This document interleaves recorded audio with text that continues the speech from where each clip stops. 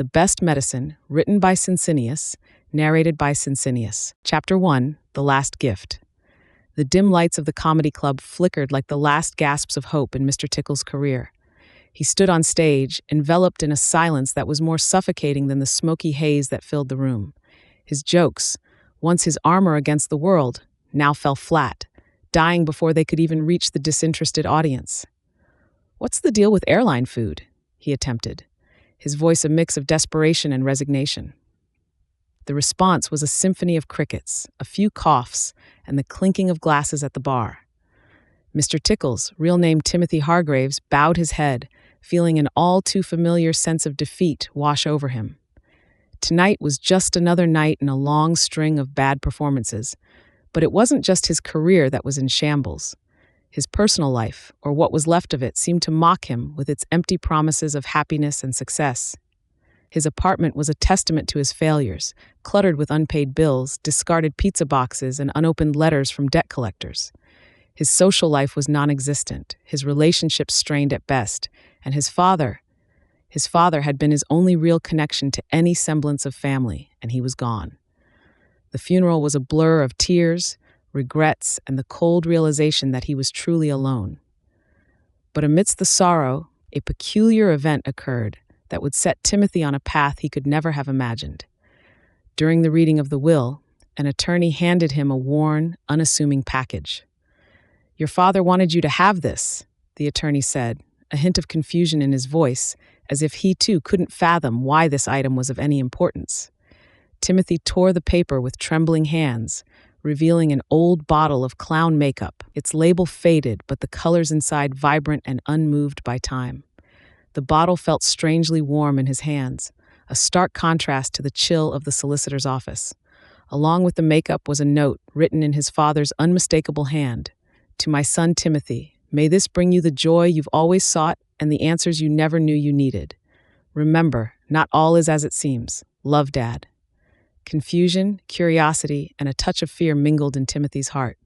Their relationship had been complicated, marked by long silences and misunderstandings. His father, once a celebrated performer in his own right, had never truly accepted Timothy's choice to follow in his footsteps. They had argued, more often than not, about his career, his life choices, and his seemingly perpetual state of disappointment. And now, in death, his father had left him a bottle of clown makeup and a cryptic message. What did it mean? Why this, of all things? Timothy held the bottle tight, feeling an inexplicable connection to it. It was as if, in that moment, his father was reaching out to him, offering him one last chance to find his way. He couldn't fathom the significance of the makeup or the note, but he felt compelled to discover its secrets. Little did he know, this unassuming bottle was about to turn his world upside down and lead him on a journey of self-discovery, transformation, and possibly redemption. As Timothy left the solicitor's office, the bottle secured in his coat pocket, he couldn't shake off the feeling that his life was about to change in ways he couldn't possibly imagine. The night air felt charged with electricity, a prelude to the magic that was soon to unfold. Timothy, now holding the weight of the enigmatic gift in his pocket, meandered through the dimly lit streets of the city. His footsteps echoed against the unforgiving concrete, a haunting melody to accompany his equally troubled thoughts. The contents of his father's will, and more poignantly, the peculiar article left in his name, twirled a dance of confusion and curiosity in his mind. The cryptic note, its message unclear, only deepened the mystery. "Use this and find your true face," it had said. The words felt like a puzzle piece from a board Timothy had never seen, let alone understood. Yet there was an allure, an inexplicable pull towards uncovering its meaning. His father, a man of many secrets and few words, had left the world just as enigmatically as he had lived in it. Their relationship, strained by years of absence and silence, offered no clues to the significance of this final gesture. As he walked, the chilly air biting at his cheeks, Timothy couldn't help but think of his bombed performance earlier that evening at the comedy club. The silence that met his jokes was both deafening and humiliating, a stark reminder of the reality he lived in. Comedy, his chosen escape, had become a prison of its own making. Each failed joke, each empty seat, was a testament to a dream slipping further away. And yet, Amidst this despondency, the bottle of clown makeup promised an escape, a bizarre and unlikely savior. Was this his father's last attempt at reconciliation? A guiding hand from beyond the grave, perhaps, advising him to paint over the grief and adversity with humor and vibrancy? Or was it a taunt, reminding him of his failures and the absurdity of his aspirations? Distracted by these musings, Timothy barely noticed the city around him morphing. The usual cacophony of nighttime urban life seemed to grow distant, the streets now oddly desolate, as if the world was holding its breath, watching his next move with bated anticipation. The moon, a sliver of silver in the night's canvas, cast long shadows that danced around him, teasing the edges of reality. He arrived at his modest apartment, a cramped space that mirrored his chaotic life, full of unfulfilled promises and broken dreams. The walls, thin as paper, were spectators to his lowest moments. It was here, in this sanctuary of solitude, that Timothy decided to confront the gift. The old bottle of clown makeup felt heavy in his hands, heavier than he had anticipated. It wasn't just the physical weight, but the burden of what it represented. With trembling hands, he uncapped the bottle, the scent of aged cosmetics mingling with the air of anticipation. The brush, though old, seemed untouched by time, its bristles firm and inviting. As he dipped it into the makeup, Timothy couldn't help but feel that he was about to cross a threshold into the unknown. With each stroke upon his face, a transformation began, one that would challenge everything he knew about himself and set him on a path he could never have imagined. And so, under the glow of a single, flickering bulb, Timothy painted. Each line, each curve, felt like an act of liberation, as if he was peeling away the layers of the person he thought he was to reveal something, or someone, entirely new. In that moment, the makeup did not feel like a disguise, but rather a key to a lock he hadn't realized was there. Timothy's hand trembled slightly as he capped the old bottle of clown makeup, setting it aside with a reverence he hadn't anticipated feeling.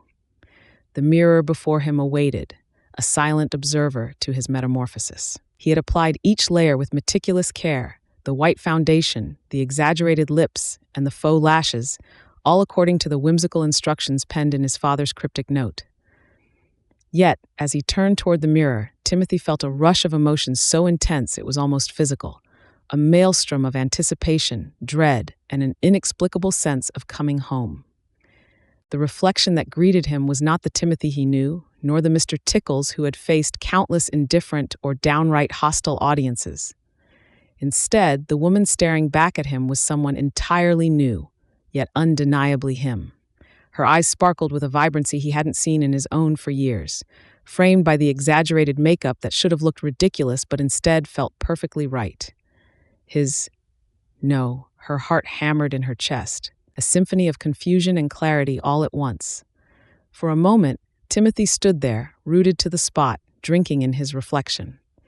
He moved tentatively at first, turning his head this way and that, watching as she mimicked his movements with a grace he had never known.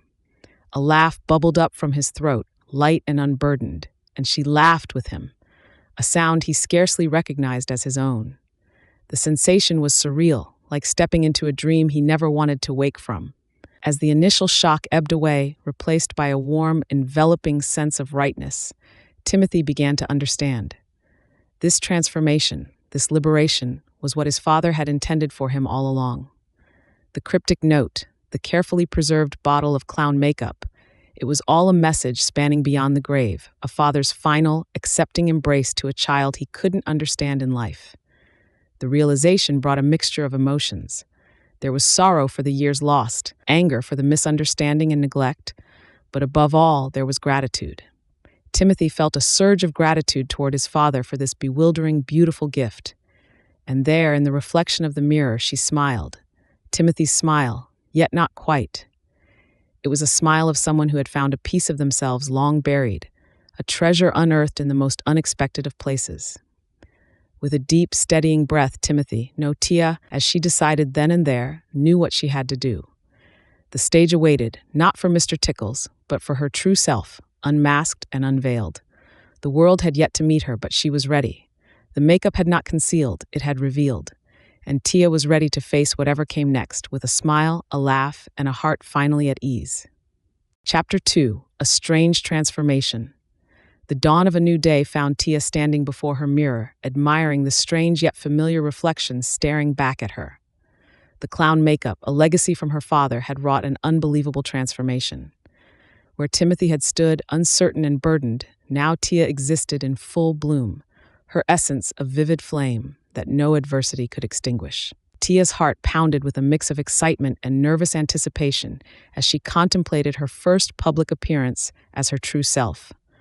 The thought of returning to the stage, a place that had been both her haven and her prison, ignited a complex dance of emotions within her. The stage had known Mr. Tickles, the clown, an embodiment of whimsy and laughter. Yet under that guise, Timothy had hidden a tumultuous sea of confusion and pain. Now, as Tia, she wondered how the world, so accustomed to Mr. Tickles, would receive her. Would the laughter persist, or would silence greet her revelation? Despite the whirlwind of thoughts, Tia's resolve strengthened. She recognized this moment as a threshold, beyond which lay her truest life. The makeup had indeed been a catalyst, but the courage to step forward was all her own. She dressed meticulously, choosing an outfit that resonated with her newfound identity, a bright ensemble that spoke of joy and defiance, a stark contrast to the drabness that had once dominated Timothy's wardrobe. As she set out towards the comedic circuit that had been her home for so long, Tia felt a blend of nostalgia and anticipation. Each step felt like a piece of her old life falling away, leaving space for something new and infinitely more authentic to emerge. The street noises, once mundane, now seemed to carry a celebratory note, as if the world itself was heralding her arrival. But even amidst this internal and external transformation, doubt crept in. Tia couldn't help but wonder how her peers would react. Comedy, after all, was an industry rife with judgment and stereotypes. Would her transformation be seen as just another joke, or would her audience see the truth of her journey? The possibility of rejection loomed large, casting a shadow over her excitement. Yet, Tia pushed forward, bolstered by the knowledge that she was no longer hiding. Her path was fraught with uncertainty, but for the first time, it was unequivocally hers. The comedy club loomed ahead, its familiar facade now a beacon of both challenge and opportunity. Tia paused, drawing a deep breath, and pushed the door open, stepping into a future she was ready to shape with laughter, tears, and most importantly, truth. The spotlight awaited, not for Mr. Tickles, but for Tia, in all her radiant, unapologetic glory. The murmur of the comedy club was a familiar hum, now laced with an edge of tension and expectancy. Tia's palms sweated as she gripped the microphone, facing the crowd with a vulnerability she had never allowed herself to feel in her previous life. Her heart hammered against her ribs, each beat a reminder of the irreversible step she had taken by walking onto that stage not as Mr. Tickles, but as herself, Tia. The spotlight wasn't just physical. It felt like a glaring siren announcing her transformation to the world. As the audience's chatter settled into a curious silence, Tia scanned the room. Familiar faces, peers from her years on the circuit, looked back at her with a mixture of confusion, intrigue, and in some cases, open hostility. She saw her own fears mirrored in their eyes, the fear of the unknown, of change, of losing a beloved figure on the stage to someone they didn't recognize. But amidst those faces, there were also looks of support, eyes shining with intrigue and encouragement. It was those faces that steadied her shaking hands. "Good evening, everyone." Her voice, clearer and softer than the one that had trademarked Mr. Tickles, filled the room. A murmur of response greeted her. "I know you were expecting Mr. Tickles tonight, but I'm afraid he's retired. My name is Tia, and I'm here to fill his very large, metaphorical shoes." There was a stunned silence, followed by a few scattered chuckles. Tia's heart lifted a sliver. Humor had always been her shield and sword. Delving into her routine, she spoke of change, of identity, and of the courage it takes to be one's true self, weaving her personal revelation into her comedy. Laughter grew, genuine and warm, as Tia owned the stage with a newfound grace. But not everyone in the audience was won over. Hecklers, emboldened by their discomfort, launched their discomfort as verbal missiles. Tia, however, handled them with a deft wit that only deepened her connection with the rest of the audience. For every jab thrown at her, she offered a parry wrapped in humor, demonstrating not just her resilience, but the universal power of embracing one's true self, regardless of the consequences. As her set concluded, the club erupted into applause, a cacophony of support that drowned out the few dissenters. Stepping off the stage, Tia felt a mixture of exhaustion and elation. She had faced her greatest fear head-on and emerged not just unscathed, but stronger. The journey ahead would be fraught with challenges, but Tia now knew she had the strength to face them, and perhaps more importantly, a community ready to support her. The night had been a defining moment not just for Tia, but for everyone in that room, a testament to the power of authenticity and the transformative magic of acceptance. The morning sun infiltrated Tia's room, sowing patches of light onto her quilt. She had barely slept, her mind ricocheting between elation and disbelief. Despite years spent hiding behind the facade of Mr. Tickles, last night had marked her debut, not as a comic, but as Tia, her true self. As she made her way through the city, the world seemed to shimmer with a newness. People passed by, their faces blending into the blur of the city, unaware of the monumental shift that had occurred in her life. She pondered how to approach her daily interactions, how to introduce herself to her reflection, let alone to those who knew her as someone else. The comedy club, once her sanctuary as Mr. Tickles, now loomed before her as Tia. The manager, Frank, a burly man with a perpetual frown, raised his eyebrows in surprise. "You're on the lineup tonight, Mr. Tickles?" "It's Tia now," she corrected gently, her voice steadier than she felt.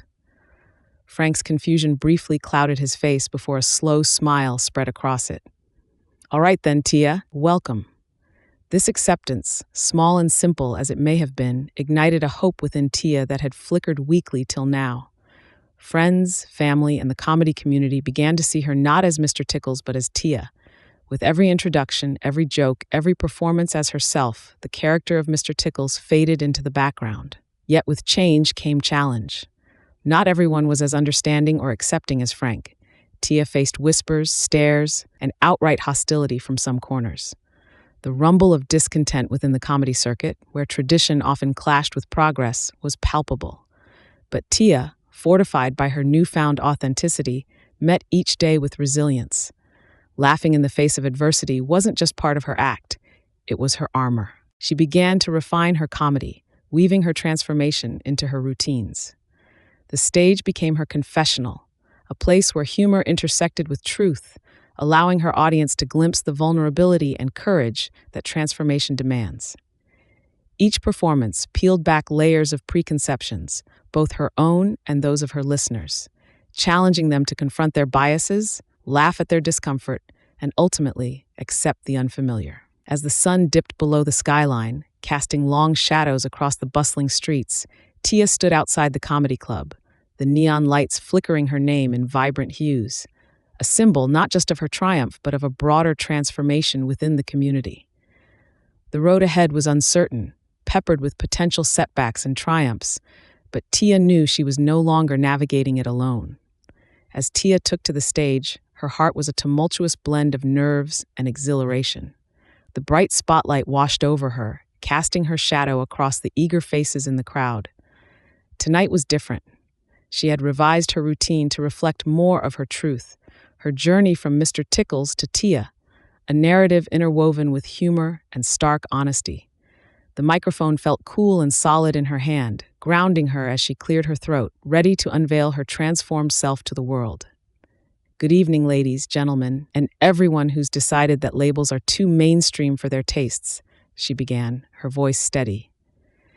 Laughter rippled through the crowd, a wave of warmth that encouraged her to dive into her monologue.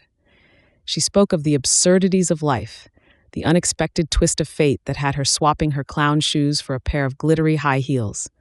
With each joke, with every punchline, she peeled away layers of her old identity, revealing the person she had become.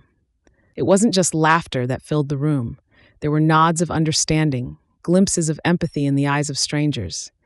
Tia was striking a chord, her story resonating with people who had their own tales of transformation and realization.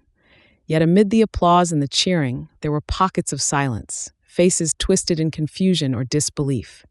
Tia saw them, acknowledged them with a smile, and wove their skepticism into her routine. "You know," she quipped, I used to think makeup was just about covering up.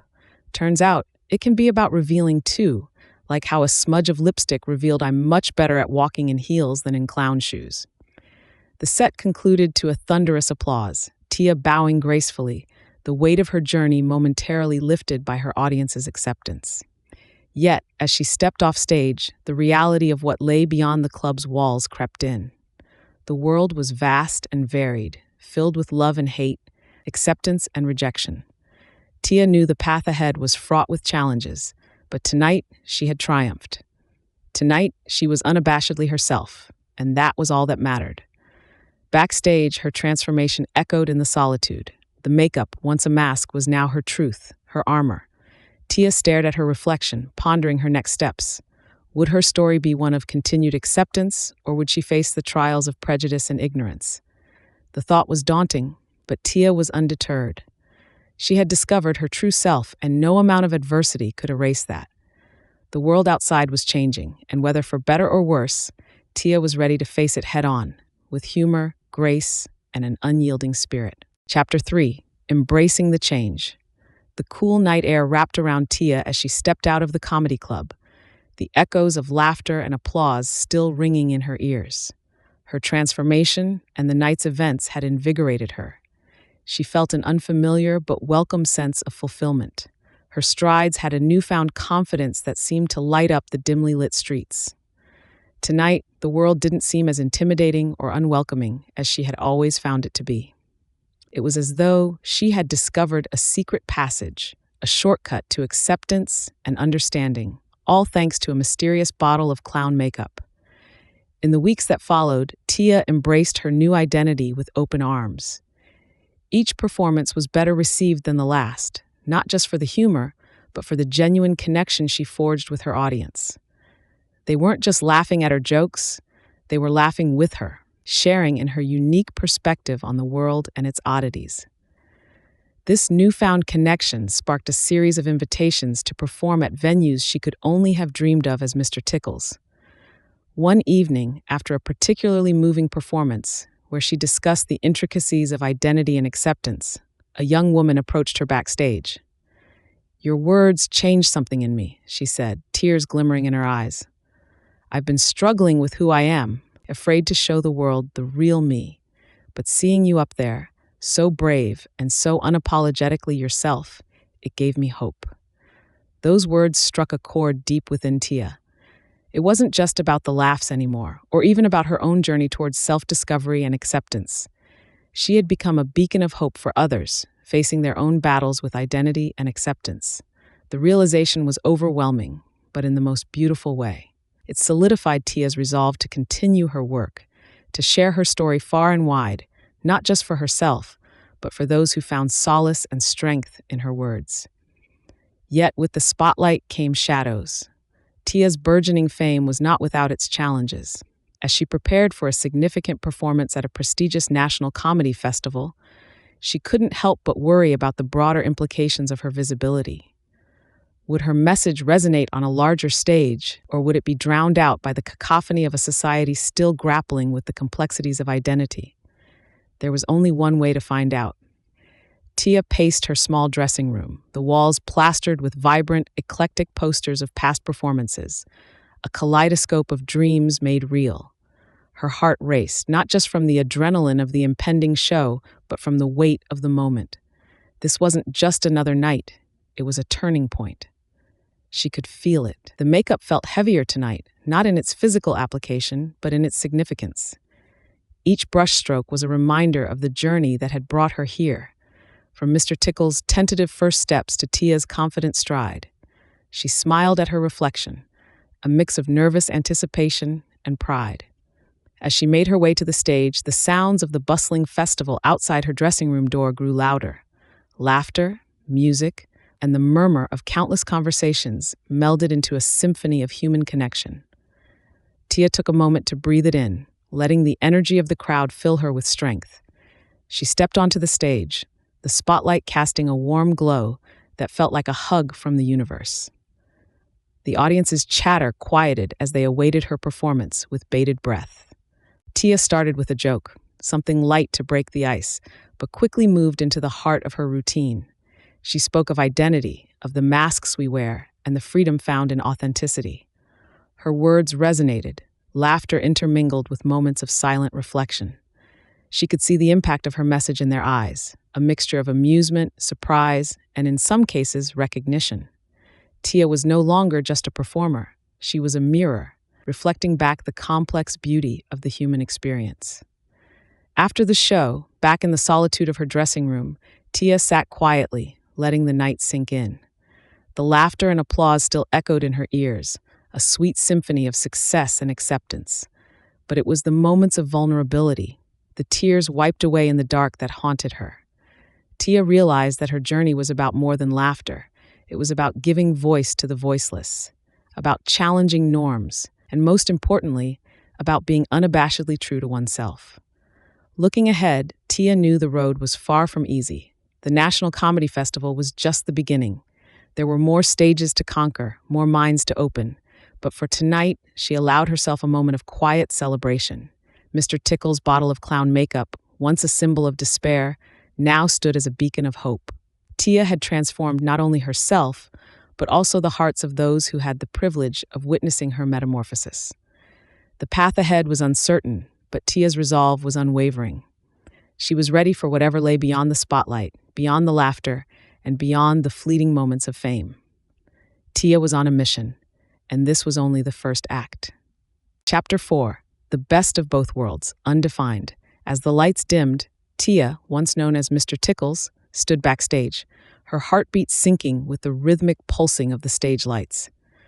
The transformation from a despair-filled clown to this vibrant, empowered woman had been nothing short of miraculous.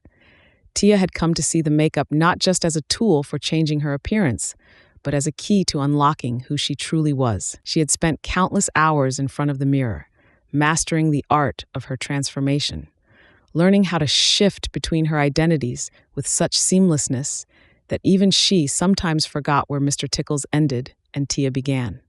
Yet, with each application of the magical makeup, Tia delved deeper into its mysteries. It wasn't just about the change in gender or the escape from a life filled with misfortune.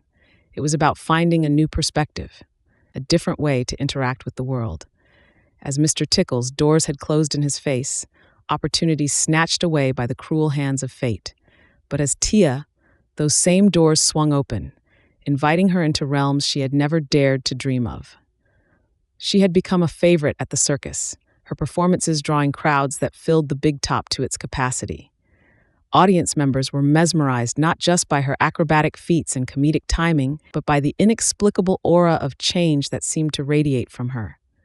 Tia had begun to use her unique situation to her advantage, shifting identities to fit the needs and desires of the moment. But with each performance, she felt a stirring within her, a sense that her journey with the makeup was leading her towards a destiny far greater than she had imagined. Tonight's performance was special. There was a buzzing energy in the air, a collective anticipation from the audience that she could feel even from behind the curtains. Tia applied the final touches to her makeup, the familiar sensation of transformation washing over her. She took a deep breath, stepping towards her fate. What she didn't know was that tonight, amid the laughter and applause, a secret buried within the makeup would reveal itself, altering the course of her life forever. Tia stepped onto the stage, her heart pounding in rhythm with the audience's applause. She moved with an unparalleled grace, the result of years of tireless practice, now accentuated by the magic of the clown makeup that adorned her face. With each step, she felt not just the fabric of her costume fluttering around her, but the very fabric of her being, transformed and empowered. The performance was unlike anything the audience had ever seen. Tia's movements were fluid and mesmerizing, drawing everyone into a state of captivated silence. It was during a particularly daring acrobatic feat that the unexpected occurred. A powerful spotlight, intended to highlight her in a moment of triumph, unexpectedly shattered above her, sending a shower of sparks cascading down. The audience gasped, but Tia, in that moment, felt something far more profound than fear. As the sparks neared, they seemed to slow, shimmering around her in a halo of light. Then, inexplicably, they swerved, avoiding her body completely, leaving her unscathed. The crowd erupted into an even louder applause, unaware of the anomaly, thinking it part of the act. Tia, however, stood there, a realization dawning upon her. The makeup, her father's final gift, was not merely a tool for transformation. It harbored a deeper magic, one that protected her and perhaps had its own consciousness. Backstage, after the performance, Tia examined her reflection, the glittering residue of the near miss still visible on her costume. The makeup, once an enigma, now felt like a guardian, its power extending beyond mere physical transformation. She pondered the full extent of its abilities and its origin. Had her father known of its true nature, or was he too blindsided by its magic? Tia knew she needed to uncover its origins. She recalled an old photograph of her father with a traveling circus, the name barely visible on a faded tent in the background. Armed with a clue, she resolved to explore the circus's history, hoping it would shed light on the makeup's secrets and her own burgeoning powers. As she set this new goal, Tia realized that her journey was no longer just about self-discovery or escaping her problems. It was about embracing her new identity and the magic that came with it, navigating the challenges and opportunities it presented, and ultimately uncovering the truth about her legacy. Tia spent the following weeks researching everything she could find about the mysterious circus her father had been a part of. She scoured old newspaper clippings, public records, and even reached out to historians with an interest in the nomadic entertainers of the past. It became her obsession, tracking down the very essence of the magic that had so drastically changed her life. Her investigations led her to a small, dusty town, where whispers of the circus still lingered like cobwebs in the corners of the oldest buildings. It was here, in the heart of a forgotten place, that Tia hoped to uncover the secrets of her father's past and the origin of her transformative makeup. She found herself standing in front of what used to be the main tent, now a weather-beaten structure that sagged with age and secrets. With every step she took, the air seemed to thicken with enchantment and mystery. Tia felt a connection, a pull towards the center of the tent, as if invisible threads woven with magic were guiding her forward. She came across old, faded props and costumes scattered around, each piece whispering tales of joy, sorrow, and wonder. In the heart of the tent, she found an astonishing sight, a collection of old makeup kits, each ornately designed, yet none as captivating as the bottle she had inherited. It was here, amidst the relics of her father's past, that Tia realized the circus was not just a show, but a sanctuary for those touched by magic, those like her father, and now her. A sense of purpose flooded Tia as she pieced together the history of the circus and its performers. She learned of the ancient rituals that bound the circus to the world of magic, how each performer was chosen by the magic itself, each act a testament to their unique connection to the mystical arts. Her father had been part of something extraordinary, a lineage of magical performers, and the makeup she now wore was a symbol of her inheritance, her right to call forth the magic within her. Armed with this new knowledge, Tia felt empowered. No longer was she simply playing a role, she was living a legacy. But as she prepared to embrace her destiny, a shadow loomed, hints of a forgotten foe connected to the circus's magic. Tia realized that uncovering her father's secrets was only the beginning. Now, she must ready herself for what was to come, the challenges and adversaries that lay ahead, and the ultimate test of her newfound powers. Gathering her courage, Tia ventured deeper into the mysteries that her transformation promised, a journey that led her from the dimly lit corners of her apartment to the sprawling countryside where the remnants of the circus her father once loved still whispered secrets on the wind. In this dual life, Tia, or Mr. Tickles as she was known in another guise, mastered the balance between two worlds. By day, she explored the intricacies of her magical legacy, poring over dusty tomes and faded photographs that chronicled the circus's golden era.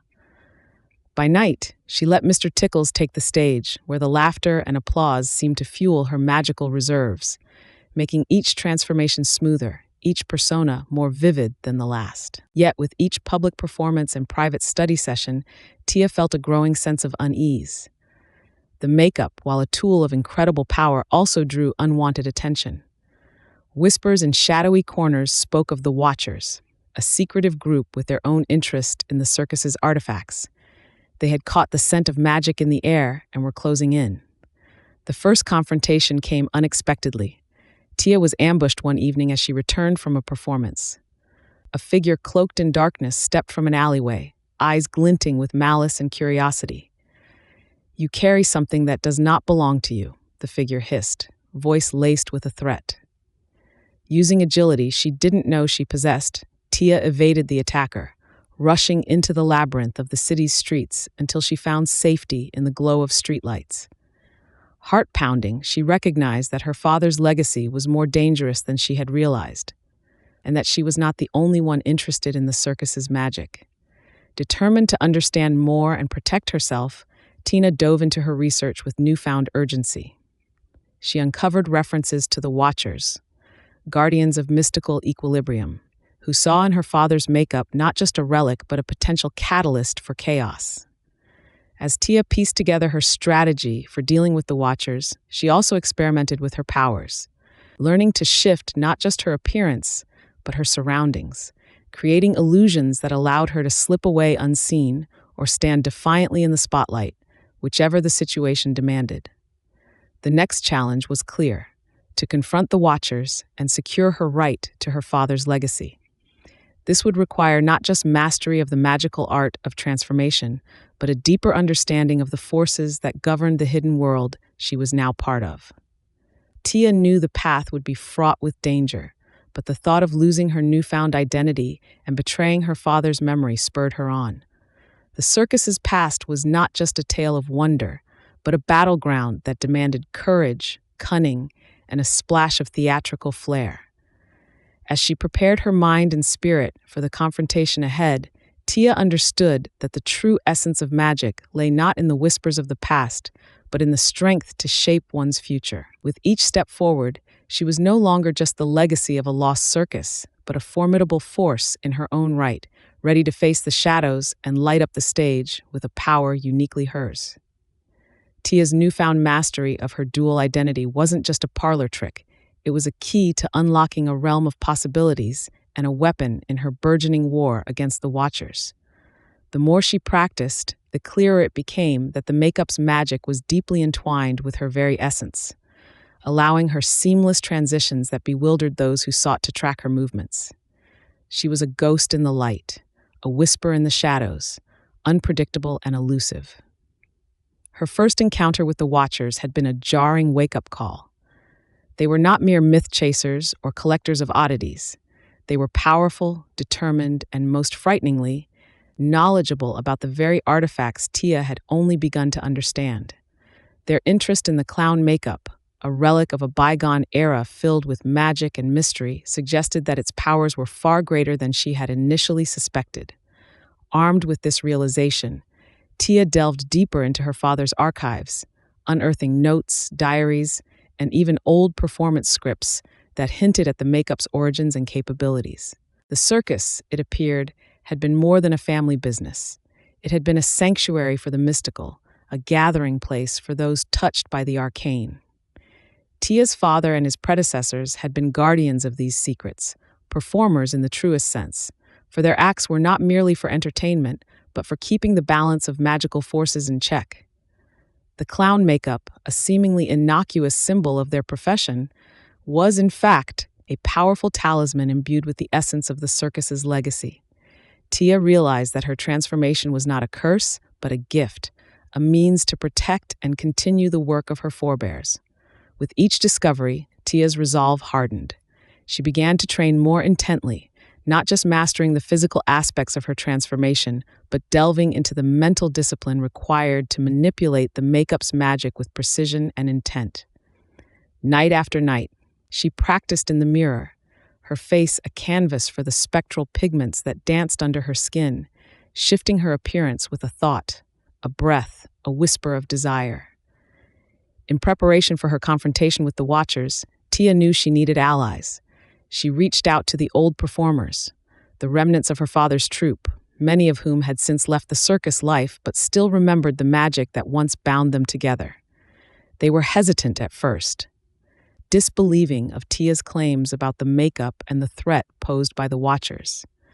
But as she demonstrated her abilities and shared the stories and secrets she had uncovered, a spark of the old camaraderie reignited. Together, they began to devise a plan, not just to fend off the Watchers, but to reclaim the legacy of the circus and ensure its magic would not fall into the wrong hands.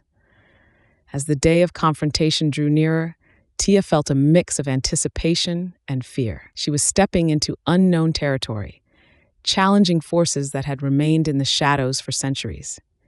Yet, as she looked into the mirror one last time, transforming into the visage of her alter ego with a confident smile, she knew she was not alone. She had the strength of her ancestors, the loyalty of her friends, and the power of a magic that transcended the very fabric of identity. With every fiber of her being pulsing with newfound energy, Tia stepped out into the cool night, her ensemble of aged circus performers and magicians in tow. The moon hung heavy in the sky, a silent witness to the impending battle.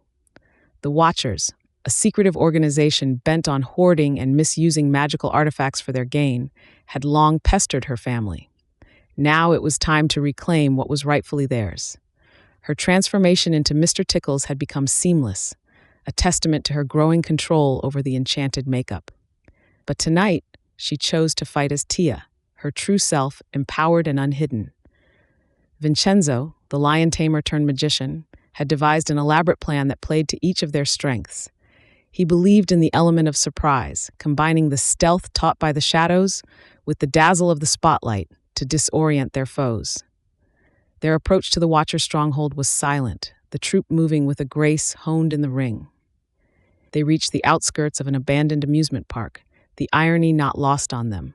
This place, once a beacon of joy and wonder, now stood as the fortress of their enemies. "We strike at the heart," whispered Vincenzo, his eyes aglow with a mixture of excitement and resolve. "Their power lies in the artifacts they've stolen. We reclaim them. We break their grip." His plan was audacious, involving intricate illusions and diversions, while Tia and a select few would infiltrate the main tent, where the artifacts were kept. The night erupted into chaos as the performers unleashed their talents. The clashing of the old world against the new was a spectacle in itself. Fire eaters carved paths through the shadows while jugglers tossed objects that suddenly multiplied, bewildering the Watchers' guards. It was a carnival of defiance, every act a stroke against the tyranny of those who had wronged them.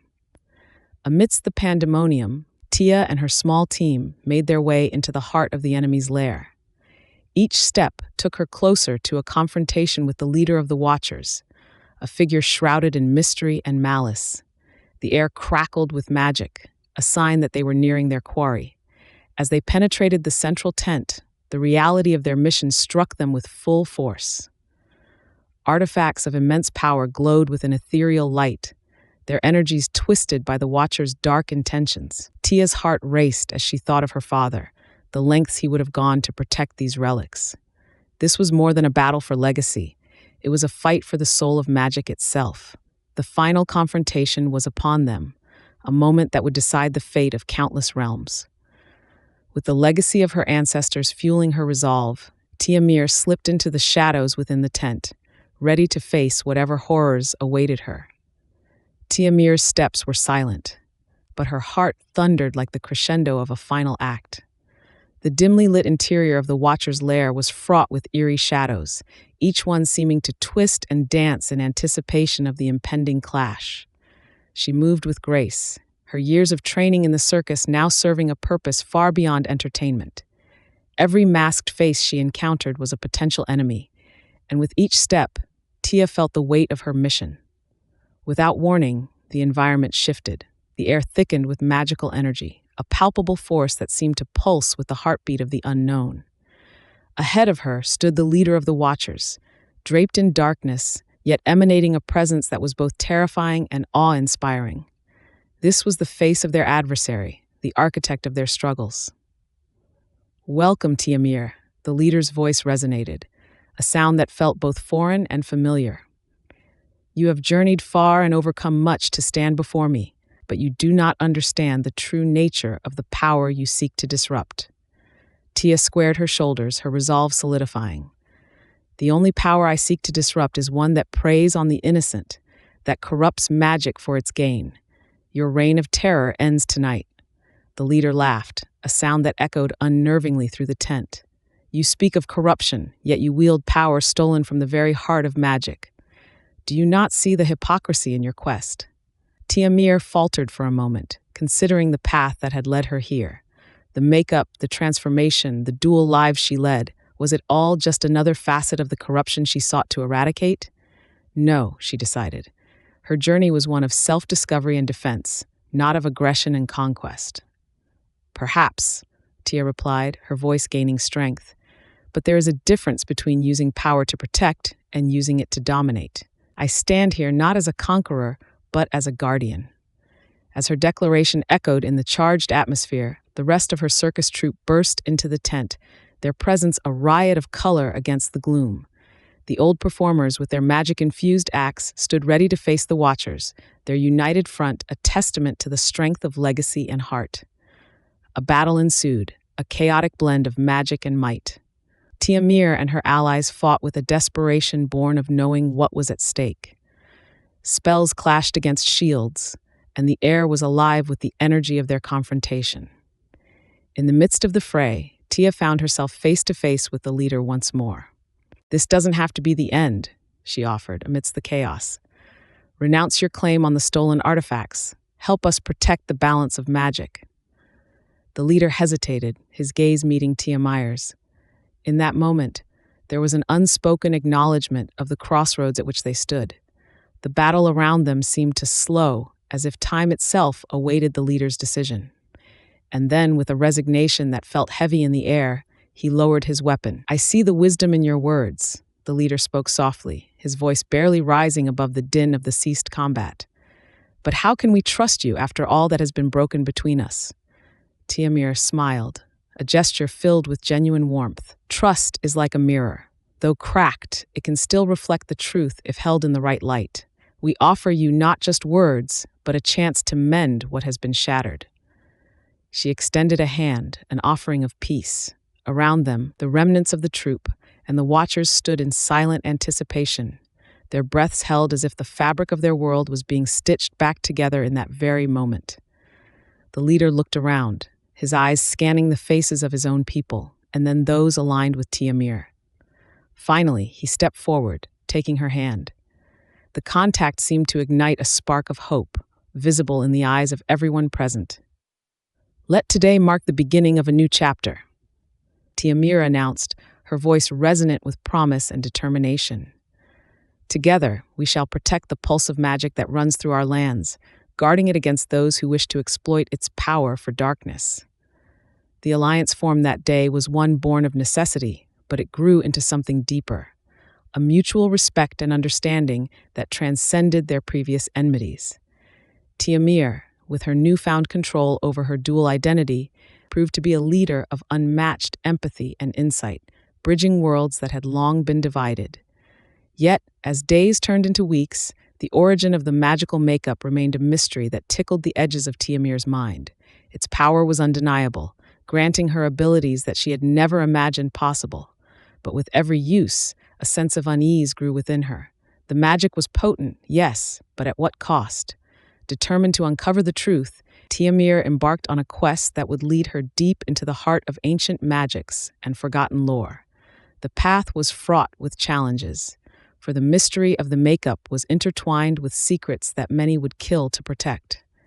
Still, guided by a resolve as unwavering as the stars, Tiamir pressed on, knowing that the answers she sought held the key not only to her own destiny, but to the fate of the magic that pulsed beneath their very feet. Tiamir's journey began under the cloak of night, as the voices of her troupe faded into the whispers of the wind.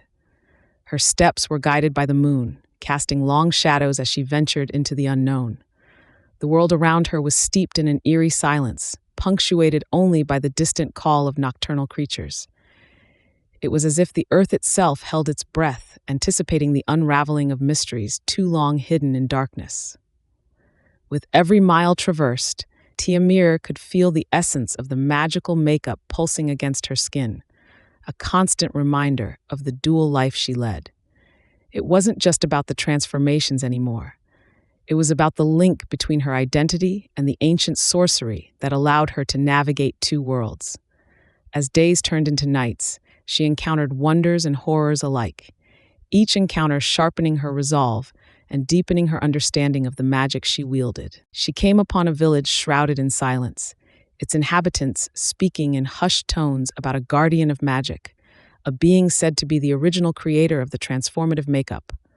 Whispers of a hidden sanctuary, built eons ago by those who revered the arcane arts, tugged at Tiamir's curiosity. The trail led her to the heart of an enchanted forest, where trees whispered secrets from ages past, and shadows danced with a life of their own. Navigating the labyrinth of ancient oaks, Tiamir found herself standing before a stone archway, veiled by vines. It was a portal, as old as time itself, humming with power. Crossing the threshold, she entered a realm where reality blurred with fantasy, and it became clear that the Guardian awaited her arrival. The encounter with the Guardian was unlike anything Tiamir had anticipated. The being was neither man nor woman, but an amalgamation of both, embodying the duality that Tiamir had come to know intimately. With a voice that resonated like a melody, the Guardian revealed the origins of the makeup, a creation born from the need to bridge worlds and embrace the entirety of one's being. But with such power came a warning. The makeup was bound by a curse, destined to test the hearts of those who wielded it. As the Guardian spoke, Tiamir felt the weight of the revelation pressing down on her. The journey had led her to the answers she sought, but also to the realization that the fate of the magic was inextricably linked to her own. With this knowledge, she knew what she must do. The path ahead was fraught with danger, but the courage to face it burned fiercely within her heart. Empowered by this newfound wisdom, Tiamir, now understanding the dual nature of their existence, felt a sense of purpose ignite within them. The Guardian's words echoed in their mind. The makeup does not give or take, it reveals and conceals, akin to the moon's dance with night and day. It was a cryptic counsel, yet it resonated deeply. Tiamir recognized the duality within as not a curse, but a gift that required mastery and understanding. In the following days, Tiamir experimented with the makeup, testing the boundaries of this dual existence. With practice, they learned to control the transformation with an elegance that mirrored the fluidity of their shifting sense of self. By daylight, Tiamir navigated the world with the confidence and grace of a man unafraid to embrace a spectrum of identities. By night, they explored the depths of their essence, allowing the truest expression of their self to roam free in the guise of a woman whom the world came to know as Tia Moon. This double life, however, was not without its complexities. Tiamir found themselves entangled in a web of relationships that spanned both identities. Friends, foes, and lovers intersected and overlapped in unexpected ways, each interaction a delicate dance of truth and concealment. The thrill of these encounters was electrifying, yet Tiamir couldn't shake the feeling of being on the brink of discovery, a reality that could unravel the fragile tapestry of their existence. Amidst the chaos of Tiamir's double life, a stranger emerged from the shadows, bearing secrets of the makeup's past and the fate of those who dared to wield its power. This stranger, cloaked in mystery, hinted at a larger world of magic that lay hidden just beneath the surface of the ordinary, a world that Tiamir was now irrevocably part of. As Tiamir delved deeper into the mystery surrounding the magical makeup, they uncovered a forbidden history of magic, betrayal, and a battle for power that spanned centuries. The makeup, it turned out, was the last remnant of a lineage of shapeshifters who had once walked the earth, masters of disguise, revered and feared in equal measure. Their power, however powerful, came with a price, a curse that doomed its wielders to a life of solitude and secrecy. Tiamir faced this revelation with a mixture of awe and trepidation. The weight of their destiny lay heavily upon their shoulders, a responsibility to wield this power wisely, to walk the fine line between revelation and concealment. Yet within this burden also lay the key to their ultimate freedom, the freedom to be, in every sense, themselves. Chapter 5. Unforeseen Consequences. The newfound equilibrium in Tiamir's life brought a semblance of peace they had never known. As they navigated the complexities of their dual existence, The line between Mr. Tickis and Tiamir became a dance of shadows and light, each step choreographed with the utmost precision. However, with great power came great attention, some of which cast a more sinister shadow over their life. The buzz around their electrifying performances caught the eye of a mysterious figure, one shrouded in the same kind of enigma that the clown makeup bestowed upon Tiamir. This figure, known only through whispered rumors as the puppeteer, had ties to the ancient lineage of shapeshifters from which the makeup originated. Tiamir could feel the tightening noose of the puppeteer's interest, a threat that brought with it a palpable sense of danger. In addition, the frequent transformations began to take their toll on Tiamir's body. Initially subtle, the side effects grew increasingly pronounced.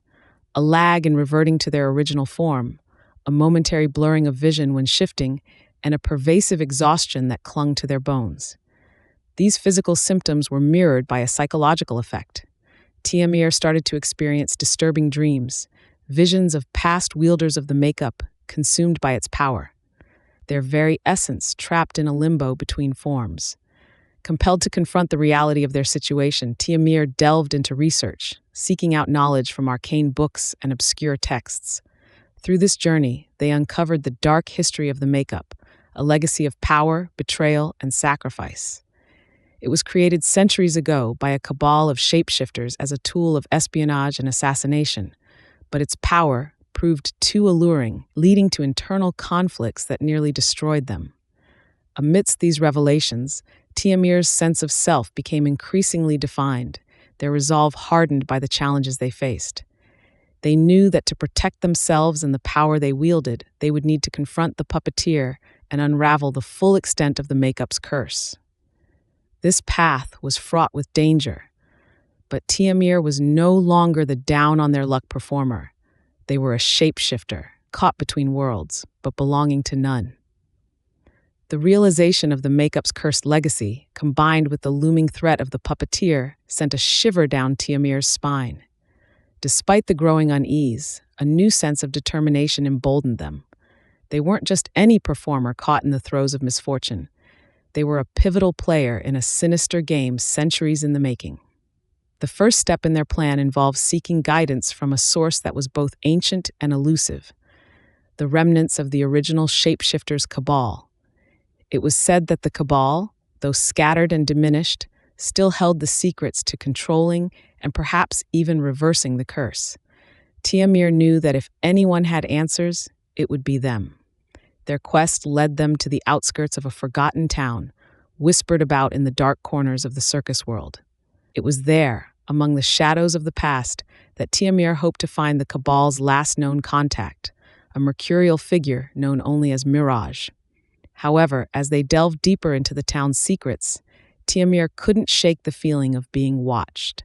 The puppeteer's influence seemed to stretch further than they had anticipated, turning even the most mundane shadows into potential threats.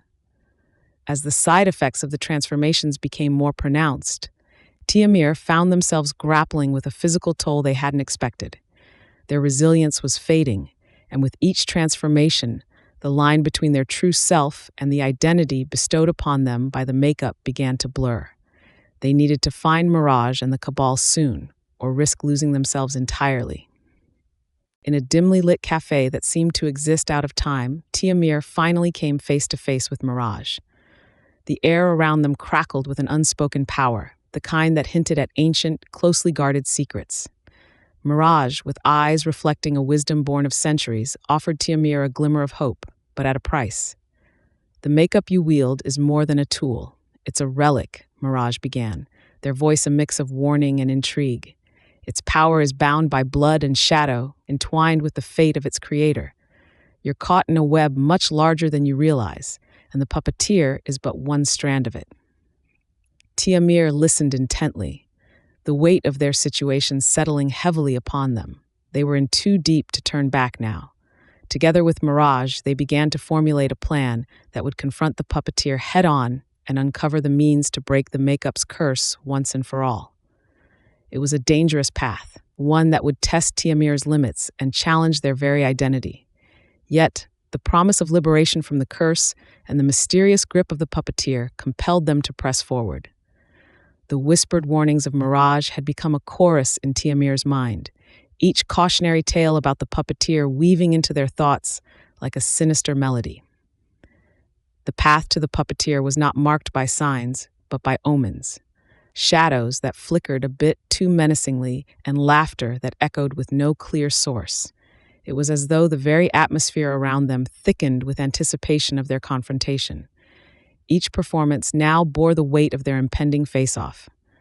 Tiamir, once relishing the spotlight, began to view each applause as a countdown to their unknown fate. The makeup, their once liberating disguise, started to feel more like a shackle, its magic tinged with a foreboding that seeped into their pores with every application. Side effects that were once mere nuisances had escalated into harbingers of a deeper malaise, a creeping lethargy, colors that seemed less vibrant, and a sense of displacement from the world around them. Yet, amidst this maelstrom of uncertainty, Tiamir's resolve only hardened. The more they transformed, the clearer their purpose became, to confront the curse head-on, not just for themselves, but for the countless souls the puppeteer had ensnared over centuries. With meticulous planning, Tiamir and Mirage orchestrated a performance to end all performances. It was to be held in an abandoned theater, rumored to be the puppeteer's domain, a place where reality and illusion coalesced into a tapestry of dreams and nightmares. The plan was as audacious as it was dangerous. Use Tiamir's dual existence as both bait and challenger, drawing the puppeteer out into the open. The night arrived, enshrouded in an almost palpable air of destiny. Channels of arcane energy pulsed through the theater as Tiamir took to the stage, their makeup flawless, their heart a tempest of courage and fear. Mirage, hidden yet ever present, watched from the shadows, ready to intervene should the trap they had laid go awry. The audience, a motley crew of enchanted mannequins and spectral attendees, served as silent witnesses to the unfolding drama. As the final act climaxed, Tiamir's performance reached a crescendo of emotion and power, a call to the puppeteer to face them. And then, amidst a whirlwind of magic and a cacophony of ethereal sound, the puppeteer appeared. Not as a menacing overlord, but as a tragic figure, bound to the theater by the very curse Tiamir sought to break. The revelations that followed would unravel the fabric of everything Tiamir believed about the makeup, their father, and the entity before them. The glow of the spotlight dimmed, casting long shadows across the dusty stage where the puppeteer and Tiamir stood facing each other. The air was thick with the weight of truths untold, each revelation more astonishing than the last. The puppeteer, with a voice softened by despair, recounted the origins of the cursed makeup, intertwined with the legacy of Tiamir's ancestors. It was a tale that spanned centuries, a story of ambition, betrayal, and a quest for redemption that had ensnared their family line. Tiamir listened in rapt attention, the pieces of the puzzle slowly coming together, forming a picture that was as horrifying as it was fascinating. The makeup, infused with ancient magics, was not merely a tool for transformation, but a vessel containing the soul of a powerful witch, wronged and vengeful. Each application of the makeup didn't just change Tiamir's appearance. It further bonded the witch's soul with theirs, granting them powers beyond imagination, at the cost of their own essence. The puppeteer, eyes gleaming with unshed tears, revealed the ultimate truth. The curse could be broken, but at a grave cost. The liberation of one soul would mean the imprisonment of another. Tiamir's father had resisted the temptation, seeking to find another way, a way that eluded him until his final breath. The burden now lay on Tiamir's shoulders, a sacrifice awaiting their decision. The revelation shook Tiamir to their core.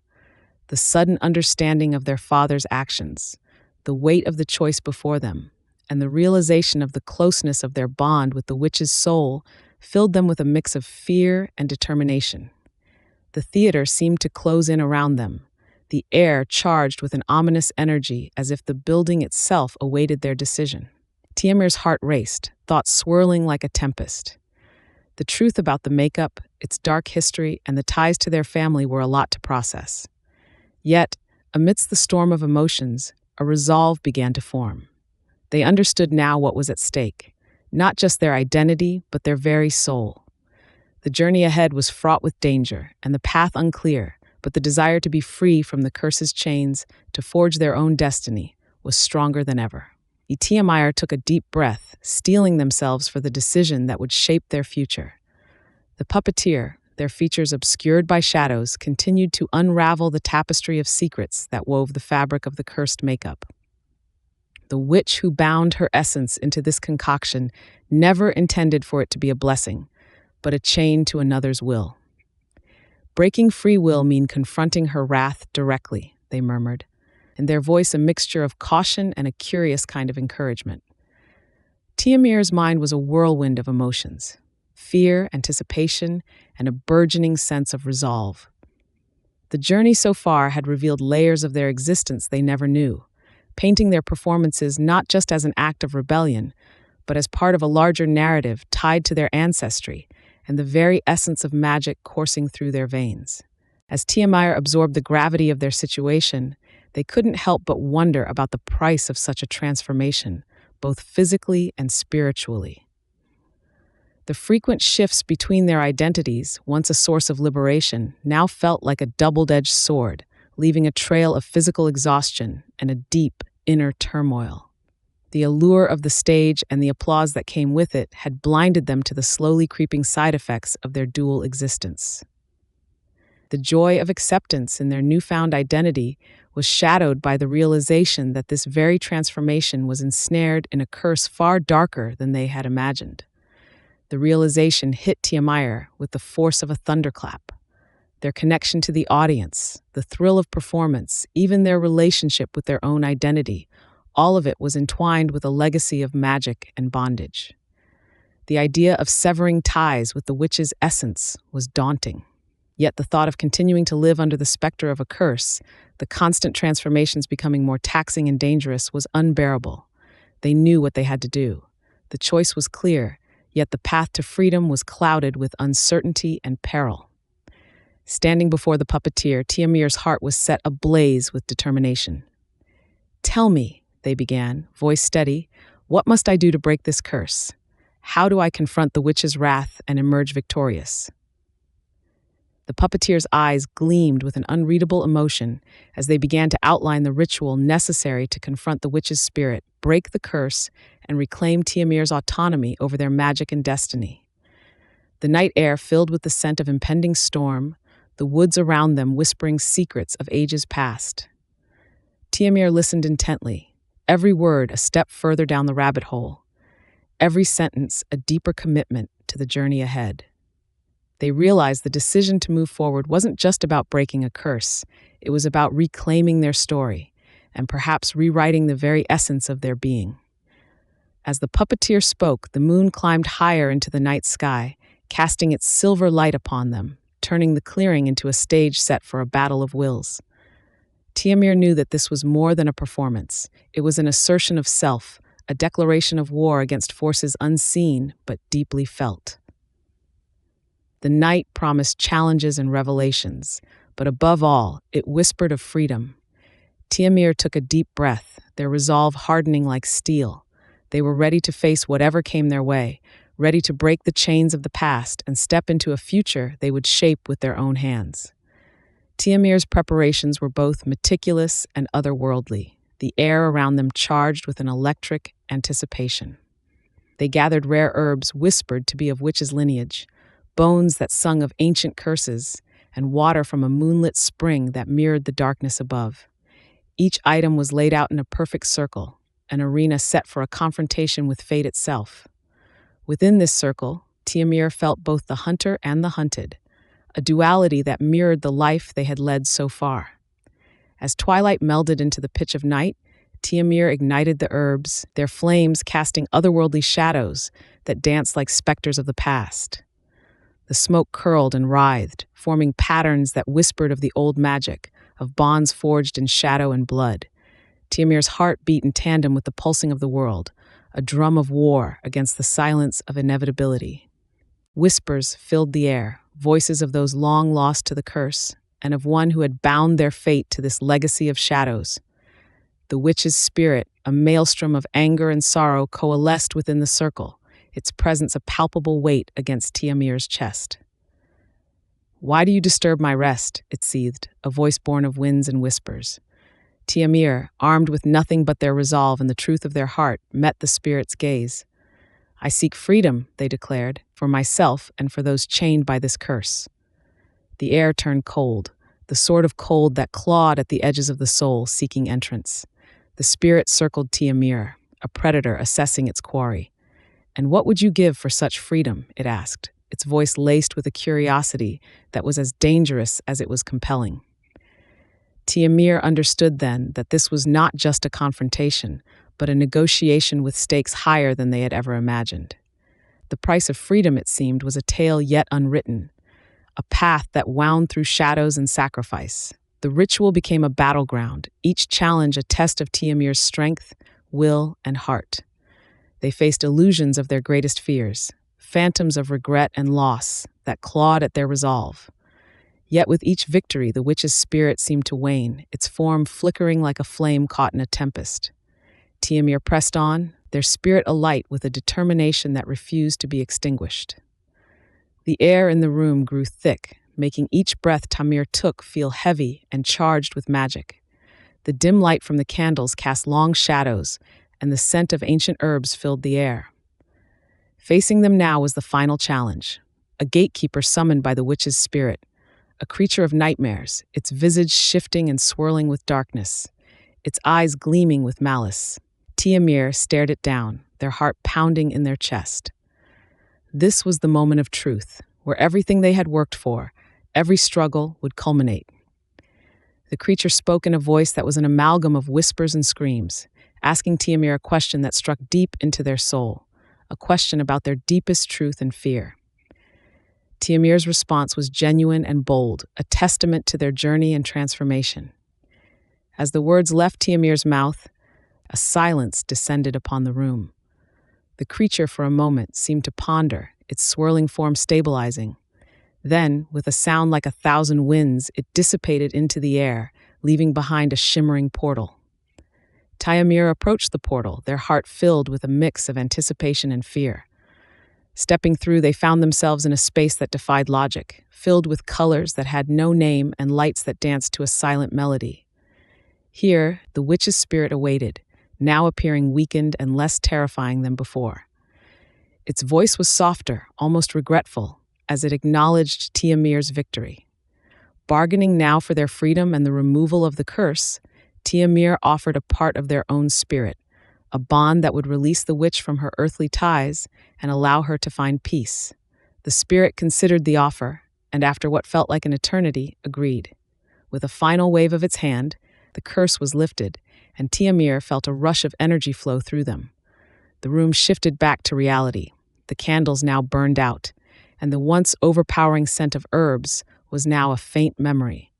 Tiamir, with newfound clarity and a heart unburdened by the curse, realized the journey had transformed them in ways they could never have imagined. Chapter 6. Hunted.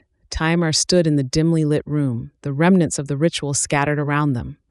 They gazed at their reflection in a cracked mirror propped against a wall. The face that stared back was familiar, yet altogether new. In the depths of their eyes, a flicker of the power they had bargained for with the witch's spirit shone back at them. The heavy weight of the curse was lifted, yet the air buzzed with the unknown. The transformation was more profound than a mere shift of appearance. It was a metamorphosis of the soul. As they stepped out into the murky dawn, the city around them felt different, as if the very fabric of reality had twisted slightly to accommodate their new existence. The streets were quiet, the usual throng of early risers yet to emerge. Tiamir moved with a cautious grace, acutely aware of the magic that now coursed through their veins. The clown makeup, once a symbol of their father's legacy and a curse, was now a source of power and identity. However, the sense of liberation was short-lived. Tiamir soon realized they were not alone in this new world they had stepped into. Shadows moved with purpose behind the veil of the ordinary, and whispers of a mysterious group reached Tiamir's ears. This group, it was said, sought the magic of the old world, and they believed Tiamir to be the key to unlocking it. With the knowledge of being pursued, Tiamat's days took on a new rhythm. They moved through the city like a ghost, always wary of drawing attention. The magic of the makeup allowed them to navigate their dual existence with a certain ease, but it also painted a target on their back. Each encounter with the ordinary world felt like a dance with danger, as Tiamir never knew if the person they were interacting with was a simple passerby or a scout of the mysterious group. Amidst this game of shadows, Tiamir began to uncover the true extent of the magic they were dealing with. It was not just a tool for transformation, it was a bridge to the old world, a sliver of the untamed magic that had once flowed freely before being forced into hiding by the modern age. The mysterious group, Tiamir learned, believed that by controlling the makeup, they could harness this ancient power for their own ends. With this realization, Tiamir's journey took on a new urgency. They could no longer afford to be a pawn in someone else's game. It was time to master the magic that was their birthright and confront the shadows that chased them. But as they prepared to delve deeper into the mysteries of the old world, Tiamir couldn't shake the feeling that they were being watched and that their pursuers were closing in. The dance was far from over, and the next step could well determine their destiny. Resolved to no longer be the hunted, Tiamir began laying plans to invert the dynamic. The strategy hinged on leveraging the makeup's magic to not just evade, but to observe and perhaps influence. The first step was to mask their essence.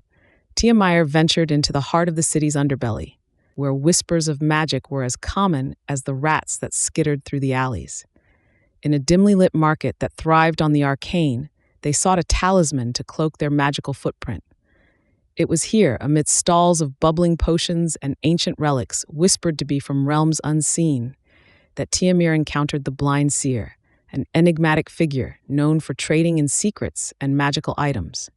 For a price not measured in mere coin but in memories, the seer provided Tiamir with a pendant, veiled in runes, promising to blur their trail from those who sought the magic of the clown makeup. With the pendant clasped tight around their neck, Tiamir felt a veil descend upon them, not just cloaking from view, but somehow disentangling their essence from the fabric of the world. They were less a silhouette against reality now, harder to grasp. Emboldened, Tiamir turned their focus to learning more about the group pursuing them.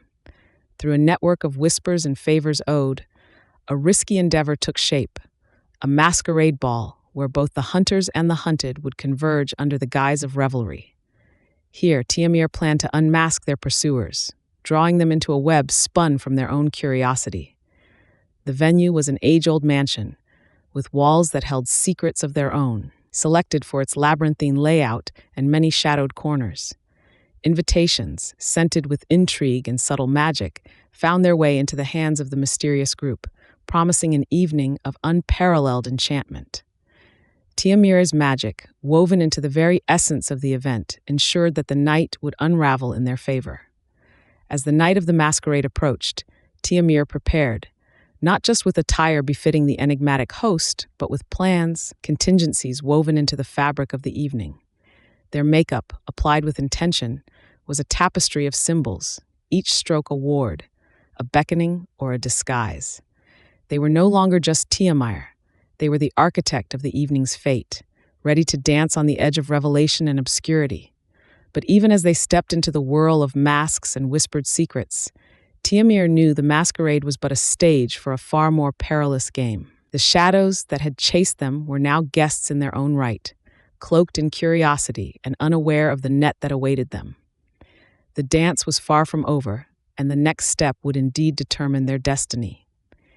Tiamir mingled among the masked revelers, their heart pounding in a rhythm that matched the orchestra's crescendo. The magical makeup, applied with an expert's touch, concealed their true identity under the guise of an elegant countess, a facade so convincing not even a mirror could betray them. The talisman, a gemstone pendant glowing faintly beneath their costume, served as both a beacon and shield, warding off unwanted attention while pulling at the threads of magic in the air, seeking out those drawn to the power of the makeup. Every glance shared across the ballroom, every hushed conversation tucked in the shadows, Tiamir catalogued, searching for the subtle signs of their pursuers. A twirl on the dance floor was not just a move to the music, but a strategic positioning, allowing them to survey the crowd from all angles. With each step, they drew closer to unveiling the hidden players in this masquerade of danger and deceit. The evening wore on, the masquerade unfolding like a carefully choreographed ballet of opulence and secrets. Tiamir's senses, heightened by the stakes of their quest, picked up whispers of intrigue, eyes that lingered too long, and smiles that didn't quite reach the eyes. Among the revelers, they spotted a duo enveloped in cloaks, their masks more grotesque than fanciful, a stark contrast to the rest of the glittering costumes. A surge of intuition suggested these were not ordinary guests, but key pieces in the puzzle of their pursuit. With a heart daring and strategy in mind, Tiamir approached, weaving through the crowd with an elegance that belied their tension. They initiated a conversation with the cloaked figures, words laced with double meanings and probing questions, attempting to peel back the layers of their facade. As they engaged, Tiamir felt the talisman warm against their skin, a silent affirmation they were on the right path. The dance of wit and words intensified, with Tiamir delicately balancing on the edge of discovery and danger. Suddenly, a disturbance at the far end of the ballroom drew everyone's attention. A figure, cloaked in shadows, made a dramatic entrance, their presence sending a wave of unease across the room. Tiamir, seizing the moment of distraction, edged closer to their goal, the pieces of the mystery coming together in their mind. As the figure approached, the atmosphere tensed, expectation and fear mingling in the air. Tiamir knew this was the pivotal moment, the confrontation that could unravel the secrets they so desperately sought. The dance was far from over, and the next step would indeed determine their destiny. With a determined stride, Tiamir moved towards the enigmatic figure, their heart thundering in their chest like a war drum. With each step, the crowd parted, either from the silent command of the figure's presence or from the sheer force of Tiamir's will. It was hard to tell. The figure stood still, an island of calm in a sea of masked chaos, their gaze fixed on Tiamir, as if they had been expecting them all along. "I believe you and I have much to discuss," Tiamir said, their voice steady, belying the maelstrom of emotions swirling within. The figure tilted their head slightly, a gesture that felt ominously evaluative. Then, without a word, they beckoned Tiamir to follow them into a secluded alcove, away from the prying eyes and ears of the masquerade. The alcove was shielded by a heavy velvet curtain, muting the sounds of the ball. Here, the figure removed their mask, revealing a countenance that was both unexpected and unnervingly familiar. They were neither old nor young, their features an enigma. "You possess something that does not belong to you," they began, their voice a harmonious blend of curiosity and accusation. Tiamir clenched their fists, the talisman warming against their skin beneath the fabric of their attire. "And you pursue me with intentions cloaked in shadow. What is it you want?" they demanded, their own curiosity a raging inferno. The figure regarded Tiamir with a look that was hard to read. "We seek only to preserve the balance," they said cryptically. "The makeup you wield, it is not mere pigment and powder. It is a key to doors better left locked." The words hung in the air, heavy with implications. Tiamir felt the weight of an unseen world pressing down on them, a world full of magic and dangers untold. "Who are you?" Tiamir asked, the question barely a whisper. "We are the custodians," the figure replied, "guardians of the threshold between worlds. And you, Tiamir, have stumbled into a conflict that spans the boundary of realities." A shiver trailed down Tiamir's spine as they absorbed the revelation. The makeup wasn't just a transformative tool. It was a device of unimaginable power, capable of rending the very fabric of the universe. And somehow, Tiamir had become its unwitting custodian. Tiamir's thoughts raced as the custodian's words echoed in the recesses of their mind. A device of unimaginable power. The gravity of the situation was overwhelming. Yet amidst the fear, a burning ember of curiosity was kindled. What realms could this makeup unveil? What secrets lay hidden behind the veil of reality? However, this curiosity was tempered by a growing concern for the consequences of wielding such power. Tiamir knew all too well the dangers of temptation. The makeup had already transformed them in ways they never thought possible, altering not just their appearance, but their very essence. The comfort and liberation it afforded was intoxicating, but was it worth the risks? The custodian, sensing Tiamir's inner turmoil, spoke again. The pursuit of power always comes at a price. You have seen firsthand the transformative capabilities of the makeup, but you have yet to witness its potential for destruction.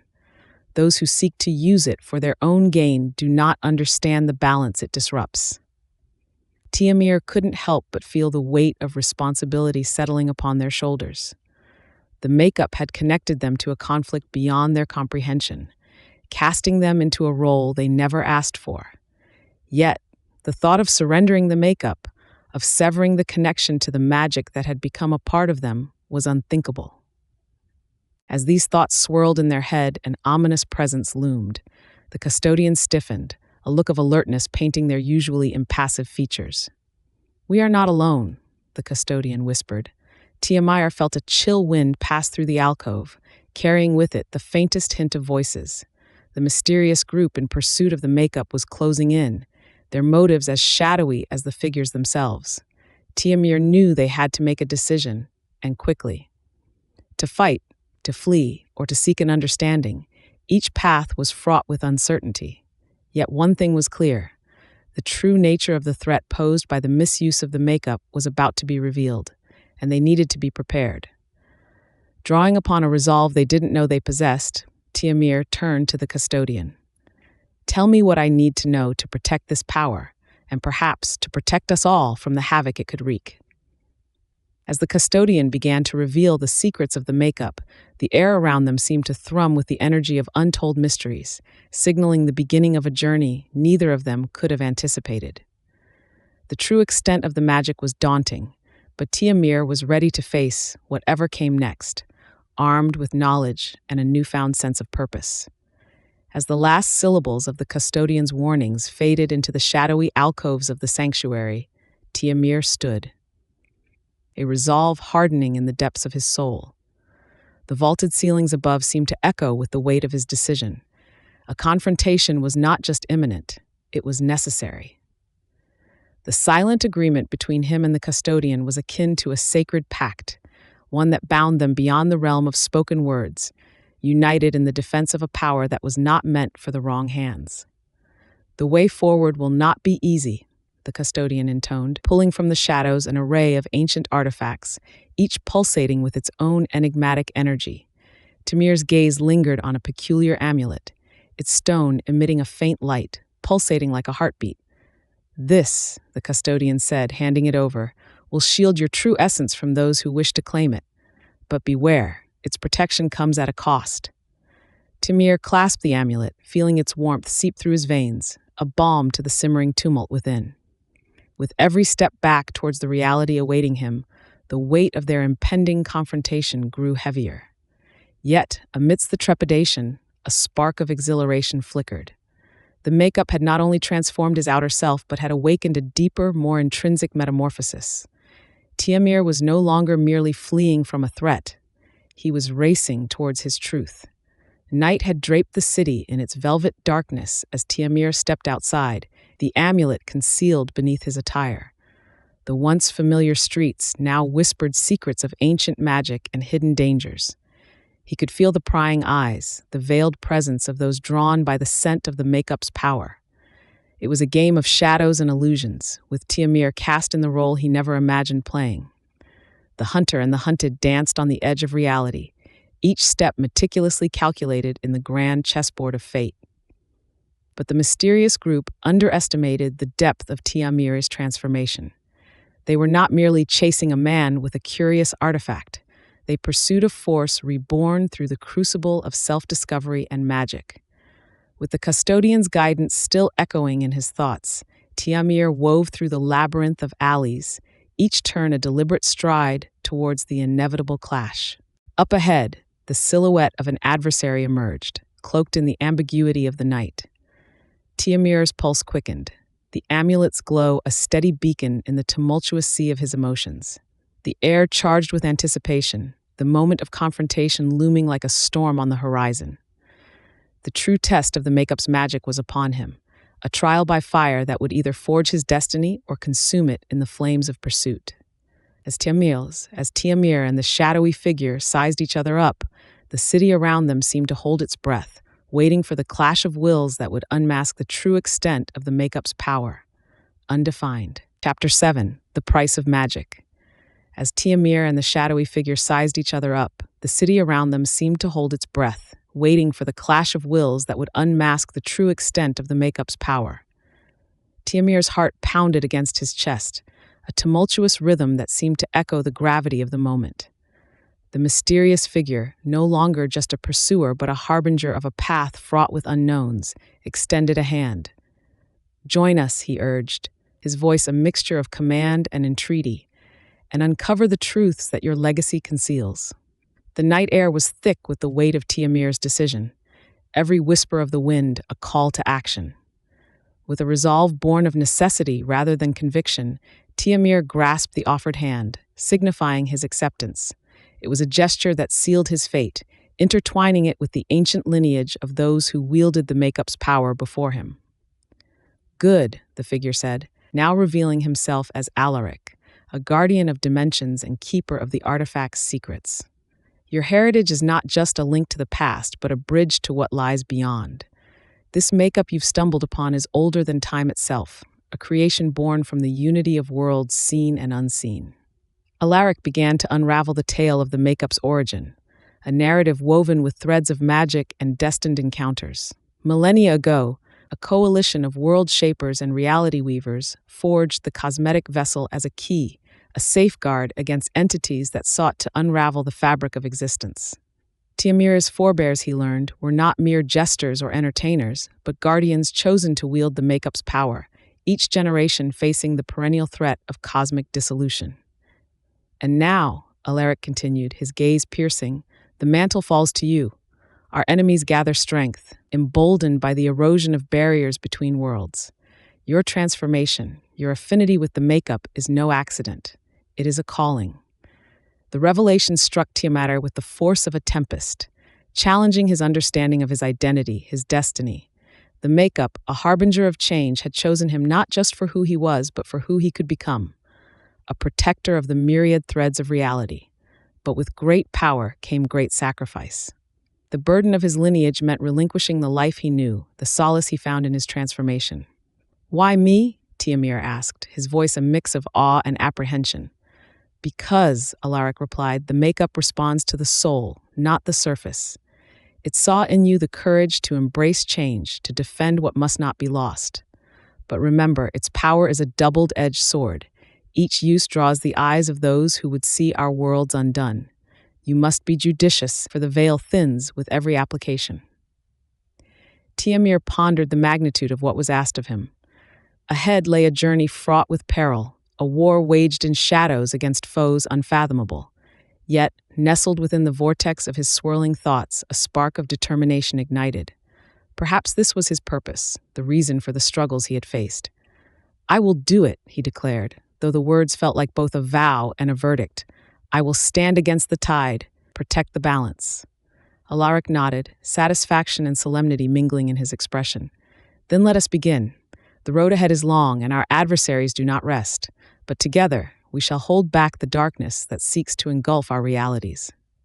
The pact sealed, Tiamir stepped forward into a realm of unseen battles and esoteric alliances, his destiny no longer his own, but woven into the fabric of a cosmic tapestry that only he, transformed and emboldened, could defend. In the weeks that followed, Tiamir's existence was a whirlwind of enlightenment under Alaric's tutelage.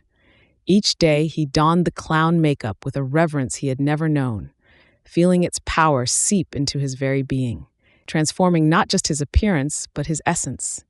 Alaric was a stern but fair mentor, guiding him through the layers of mysteries that the makeup unlocked. "Remember, the power you wield is ancient, a gift from the cosmos itself," Alaric reminded him during a lesson. "It has chosen you, as it chose your forebears, to stand as the sentinel between chaos and order." Tiamir listened intently, absorbing every word, every nuance of this new reality that had enveloped him. As his understanding deepened, so too did his abilities. He learned to manipulate his appearance at will, to blend into shadows, to communicate with beings from realms beyond human comprehension. But it wasn't all esoteric knowledge and mystical skills. There were practical lessons too. Alaric taught him about the enemies they faced, dark entities that sought to exploit the Makeup's power for nefarious purposes. Among these adversaries was a figure known only as the Marauder, a being of pure malevolence who had plagued the Guardians for centuries. The Marauder is a master of deception, able to cloak his essence from even the most discerning eye, Alaric explained. He seeks the Makeup for its ultimate power, to alter reality itself. Tiamir's training was not just about mastering the Makeup's power, but understanding the responsibility that came with it. There were days when the gravity of his role weighed heavily on him, days when he questioned his ability to uphold this ancient duty. But Alaric was always there to guide him, to remind him of the strength that lay within. It was during a session focused on dimensional barriers that Tiamir first felt it, a pull towards something or somewhere that lay beyond the boundaries of their reality. This is part of your gift, Alaric said, noticing Tiamir's pause. You are attuned to the Makeup's origins, to the very fabric of the cosmos. This is where your journey truly begins. With each day, the sense of a looming confrontation grew, a shadow on the horizon that inched ever closer. Yet Tiamir also found moments of joy in this strange new life. He discovered allies in this hidden world, others touched by the Makeup's legacy, who shared their own stories and wisdom. Among them was Leora, a guardian whose lineage intersected with Tiamir's centuries ago. Through these alliances, Tiamir's resolve only strengthened, fueled by the knowledge that he was not alone in this fight. As he delved deeper, the line between his past life and his current calling blurred. Mr. Tickles, the name he had once performed under, became a distant memory, a persona shed like old skin. Now he was Tiamir, guardian of realities, ready to face whatever challenges lay ahead, with a courage born of understanding his true self and his place in the universe. The path you walk is fraught with peril, but know that it is also one of great honor, Alaric said one evening, as they stood watching the stars, their lights twinkling like beacons in the dark. The Makeup has always been more than it seems, a key, a protector, a legacy, and now, Tiamira, it is a part of you, as much as you are a part of this eternal vigil. Together, they turned from the night sky, the mentor and his pupil, ready to face the darkness with light in their hearts. As Alaric's tales of the past faded into the night, Tiamir felt the weight of his inheritance tightening around his shoulders. The lineage of guardians stretched far beyond the confines of his own existence, binding him to a duty that was both exhilarating and terrifying. He knew the journey ahead would be fraught with peril, but the resolve in his mentor's eyes fortified his own determination. The time to uncover the depths of your power is now, Alaric announced, his voice cutting through the silence like a blade. The Marauder is not one to idle. We must anticipate his next move and prepare accordingly. Tiamir nodded, his mind racing with the possibilities and dangers that lay ahead. The two of them set out at dawn, their shadows long in the early light, to explore the deeper mysteries of the clown Makeup. Alaric led him to a secluded glade, hidden from the prying eyes of the world, where the air itself seemed saturated with ancient magic. This place, Alaric began, gesturing to the serene beauty around them, is as old as the lineage itself. Here, your training will escalate. You must not only master the Makeup's powers, but also learn to weave them into the very fabric of reality. Tiamir listened intently, absorbing every word, every nuance of his mentor's instruction. The sessions grew more intense, pushing him to the boundaries of his physical and magical abilities. Sweat and determination mingled on his brow as he conjured illusions more real than the trees that whispered secrets around them. But it was during a quiet moment, as dawn melted into day, that the true cost of their quest was laid bare. Alaric, his face more solemn than Tiamir had ever seen, revealed the heart of their battle. The Marauder seeks not just to conquer, but to unravel the very threads of reality. His hatred for our kind is but a veil, masking his desire to wield the Makeup's power for his own twisted ends. We are all that stands between him and chaos. As the gravity of Alaric's words sank in, Tiamir felt a fierce pride swell within him. He was no longer the down-on-his-luck performer he had once been. He was a guardian, a protector of worlds. Their preparations took on new urgency. Together, they forged alliances with other beings of power, entities that existed within and beyond the margins of the ordinary world. Tiamir's skills grew, honed not just in the art of deception and performance, but in the crafting of reality itself. And as he mastered his abilities, the bond between mentor and student deepened into something unbreakable. Yet with every step forward, the shadow of the marauder loomed larger, a storm on the horizon that threatened to engulf everything in darkness. As the chapter draws to a close, Tiamir stands on the precipice of destiny. The lessons of the past and the challenges of the future merge into a single, burning focus. The final confrontation with the marauder is imminent, a battle that will not only test Tiamir's resolve and the powers of the clown makeup, but will also decide the fate of all realities. The weight of his legacy is heavy upon him, yet within his heart, a flame of courage burns bright, illuminating the path ahead. As the evening bled into the velvet of night, Tiamir and Alaric stood side by side, gazing into the abyss that lay before the ancient ruins of Eldwayan, the rumored lair of the marauder. The air hummed with a charged anticipation, the kind that precedes storms of legend. Tiamir's hand subconsciously brushed against the tiny vial of clown makeup nestled in his pocket. The substance within, once a source of mirth and disguise, had become his talisman, a beacon of his newfound truth and strength. "Do you feel it, Tiamir?" Alaric's voice was a whisper, yet it cut through the silence with an unnerving clarity. "The threads of destiny weaving around us, drawing us closer to our fate?" Tiamir nodded, his eyes fixed on the dark horizon. "I sense more than that, Alaric. It's as if the very air around us is alive, whispering secrets of the past and promises of the future." A gust of wind stirred around them, carrying whispers of ancient incantations and the cries of those lost to time. It was in this moment that Tiamir felt the full weight of his lineage and the legacy of the clown makeup. Its origins, veiled in mystery and steeped in the arcane, hinted at a power far beyond mere transformation.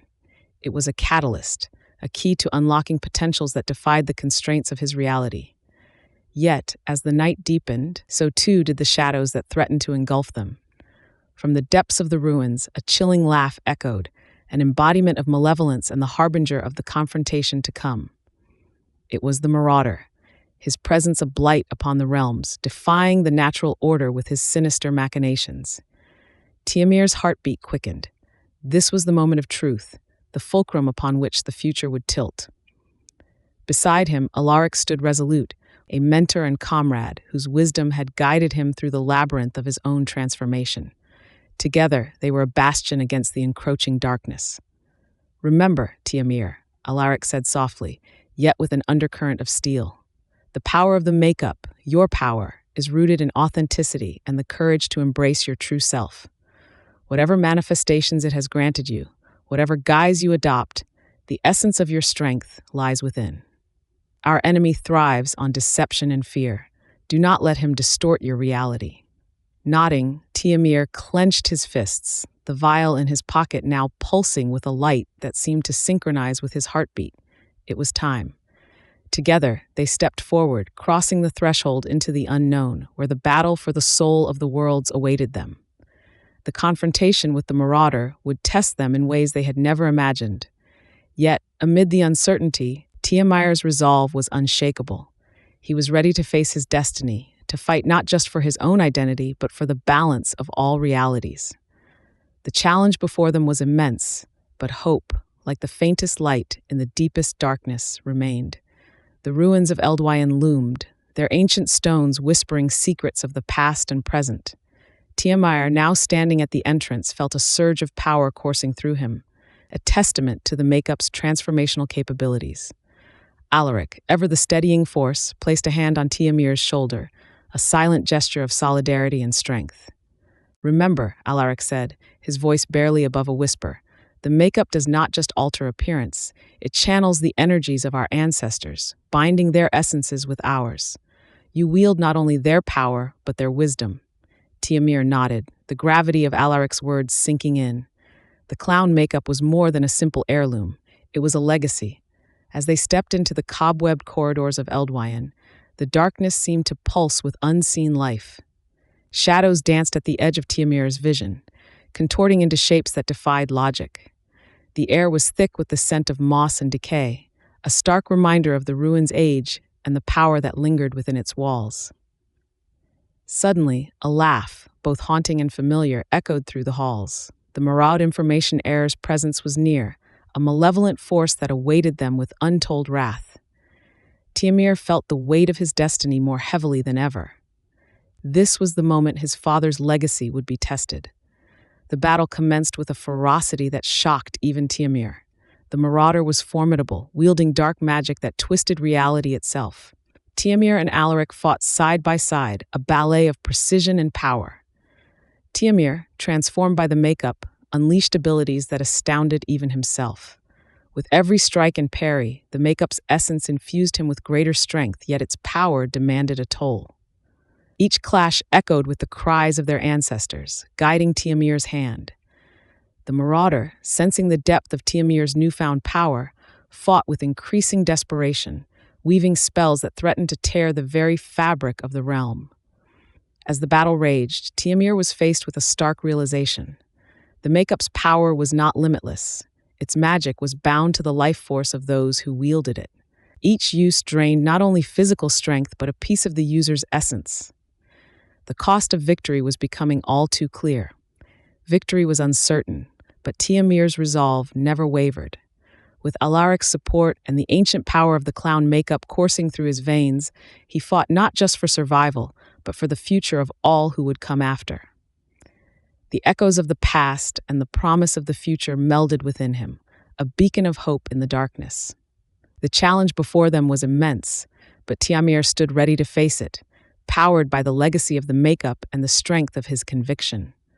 The Marauder, with its ghastly form, etched in shadows and malice, advanced towards Tiamir, its intent to eradicate the legacy of the clown makeup clear. With each step it took, the air around them seemed to thicken, heavy with the unspoken history of a curse that had lingered for generations within Tiamir's lineage. The specter of his father, a mere wisp among the gusts of battle, whispered encouragements, fortifying Tiamir's resolve. Tiamir, now fully embracing the identity of Mr. Tickles in this moment of crisis, called upon the makeup's power, feeling its enchantment seep deeper into his soul. The colors on his face, once vivid and full of life, now dully shimmered with a sinister light, a reminder of the double-edged gift he had inherited. Alaric, by his side, fought valiantly, a beacon of strength and loyalty in the swirling maelstrom of conflict. Together, they pushed back against the Marauder, their combined might slowly turning the tide.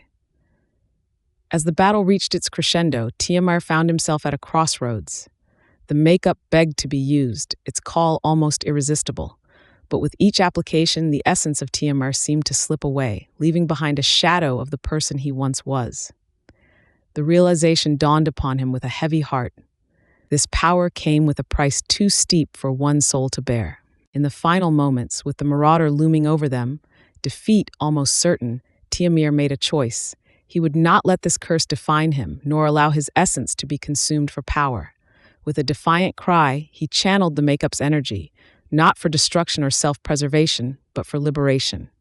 A blinding light enveloped him, Alaric, and the Marauder. When the light dissipated, they found the Marauder gone, dissolved into an echo of the past. However, Tiamir had changed. The makeup no longer adorned his face. Its magic, though still within him, had transformed. He realized then that the true power of the makeup was not in altering one's appearance, but in accepting one's true self, regardless of the form it took. The battleground lay silent, a testament to their struggle and Tiamir's resolution. Beside him, Alaric smiled, understanding the monumental decision his friend had made. Together, they had faced not just an external enemy, but the internal battle against legacy, fate, and identity. As they walked away from the field of victory, a new dawn greeted them, promising a future unchained from the burdens of the past. The journey back to their community was silent, a reflective silence that spoke volumes of the trials they had endured and the transformations they had undergone. Tiamir, now fully embracing his identity as neither strictly male nor female, but something entirely his own, pondered the weight of the legacy he carried. The makeup, now a symbol of his true self, rested in his pack, its power dormant, but still pulsing with unseen magic. As they neared the outskirts of their home, the duo could sense the shift in the air. The community, once a place of strict roles and expectations, seemed somehow more open, as if the land itself anticipated the arrival of these changed souls. Alaric broke the silence. "Do you think they will accept us? After everything?" Tiamir locked eyes with his friend, a spark of resolve igniting within. "They have to.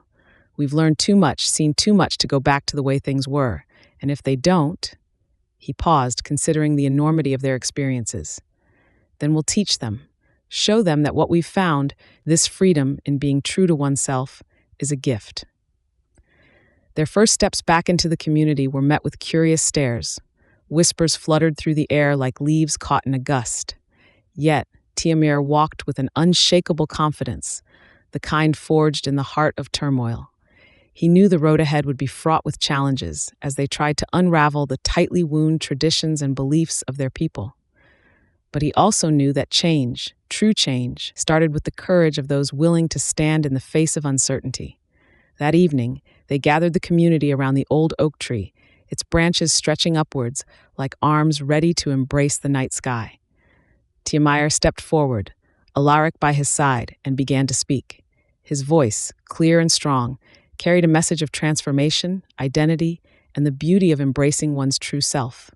He spoke of the makeup, its history intertwined with their lineage, and its power not as a curse, but as a beacon of liberation.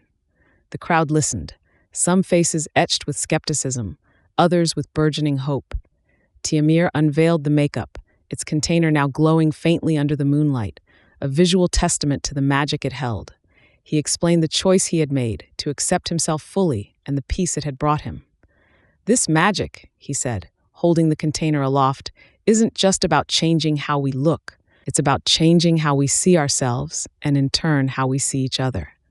As the meeting dispersed, the seeds of curiosity and understanding were sown. Some approached Tiamir and Alaric, asking questions, wanting to learn more. Others hung back, their minds wrestling with the implications of Tiamir's words. But the barrier of fear and misunderstanding had been cracked, if not fully broken. That night, as they lay under a blanket of stars, Tiamir and Alaric knew that their journey had truly just begun. They had returned not just to share their lessons, but to live them, to embody the change they wished to see in their world. And as they drifted into sleep, the magic of the makeup, now a part of Tiamir's very soul, whispered promises of a future where everyone could find the freedom to be their true selves. Chapter 8. Identity and Acceptance. The dawn brought with it a shimmer of hope, painting the sky in hues of amber and rose, as Tiamir and Alaric awoke to a day unlike any other. The air was charged with an unspoken promise, a whisper of change that rustled through the leaves of the ancient trees sheltering their community.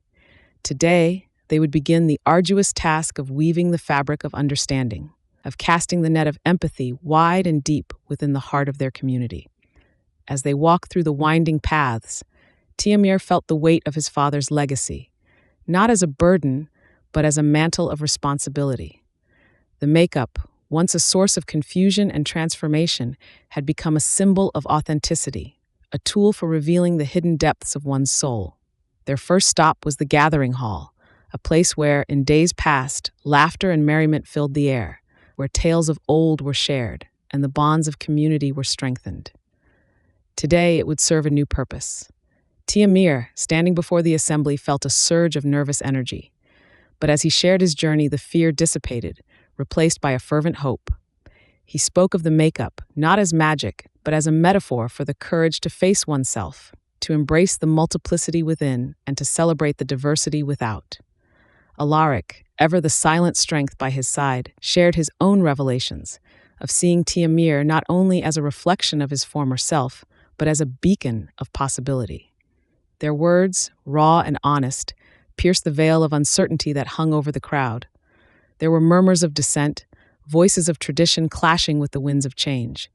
Yet there were eyes alight with curiosity, hearts opening to the possibility of a world where the essence of one's being was not confined by the superficial. As the day waned, the seeds of understanding took root.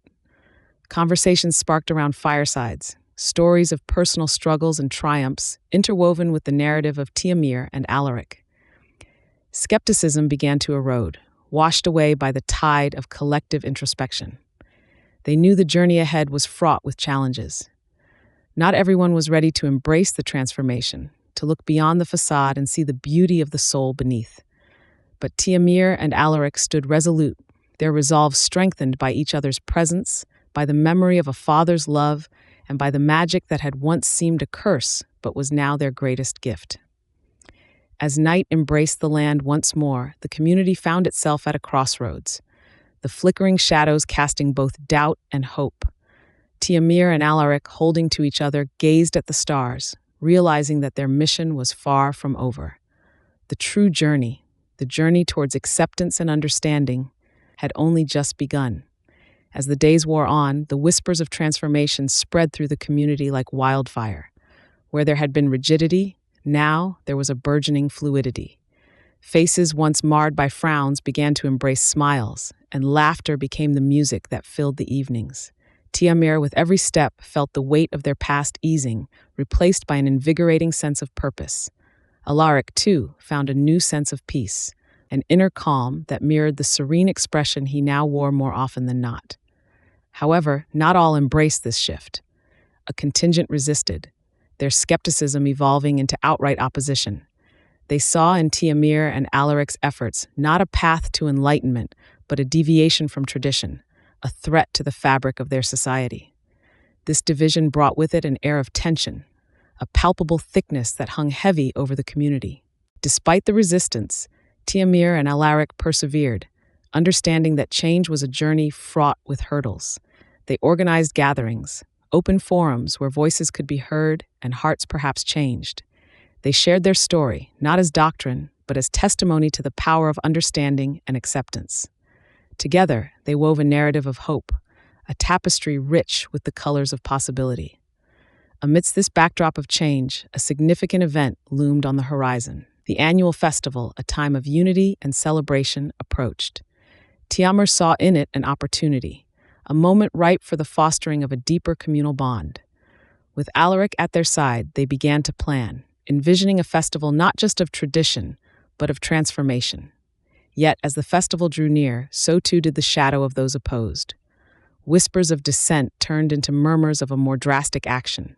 The community stood on the precipice of a momentous transformation, but the path forward was fraught with uncertainty. Tiamir and Alaric stood firm, their resolve unshaken, ready to face whatever challenges lay ahead, for they knew the journey towards acceptance and understanding was worth every step, every setback. As the sun set, painting the sky with hues of orange and pink, they looked towards the horizon, ready to turn the tide of tradition into the waves of change. As the festival day dawned, Tiamir and Alaric found themselves amidst a flurry of activity. Stalls were being erected with crafts and foods that celebrated their community's diverse identities and histories. Colorful banners fluttered in the breeze, each one a testament to their shared journey of transformation and discovery. Tiamir, with a glance towards Alaric, could feel the weight of the moment.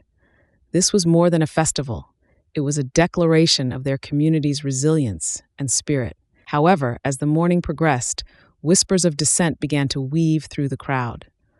Small groups huddled in corners, casting doubtful looks towards the festivities, their murmurs a dark undercurrent to the day's brightness. Tiamir felt a twinge of unease.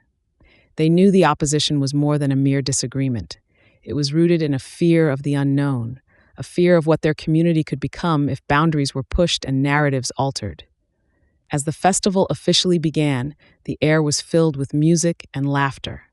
Performers, their bodies adorned with vibrant makeup and costumes, danced through the streets, embodying the spirit of transformation that the festival celebrated.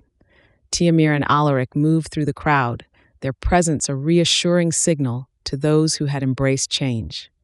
Yet, the tension simmered beneath the surface, threatening to erupt. It was during a particularly poignant performance, a mime act that beautifully depicted the struggle of identity and acceptance, that a loud commotion disrupted the harmony.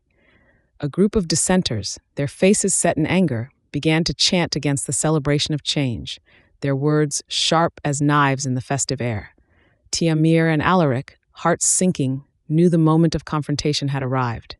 They approached the dissenters, their aim not to provoke, but to engage, to open a dialogue that might bridge the gulf of misunderstanding.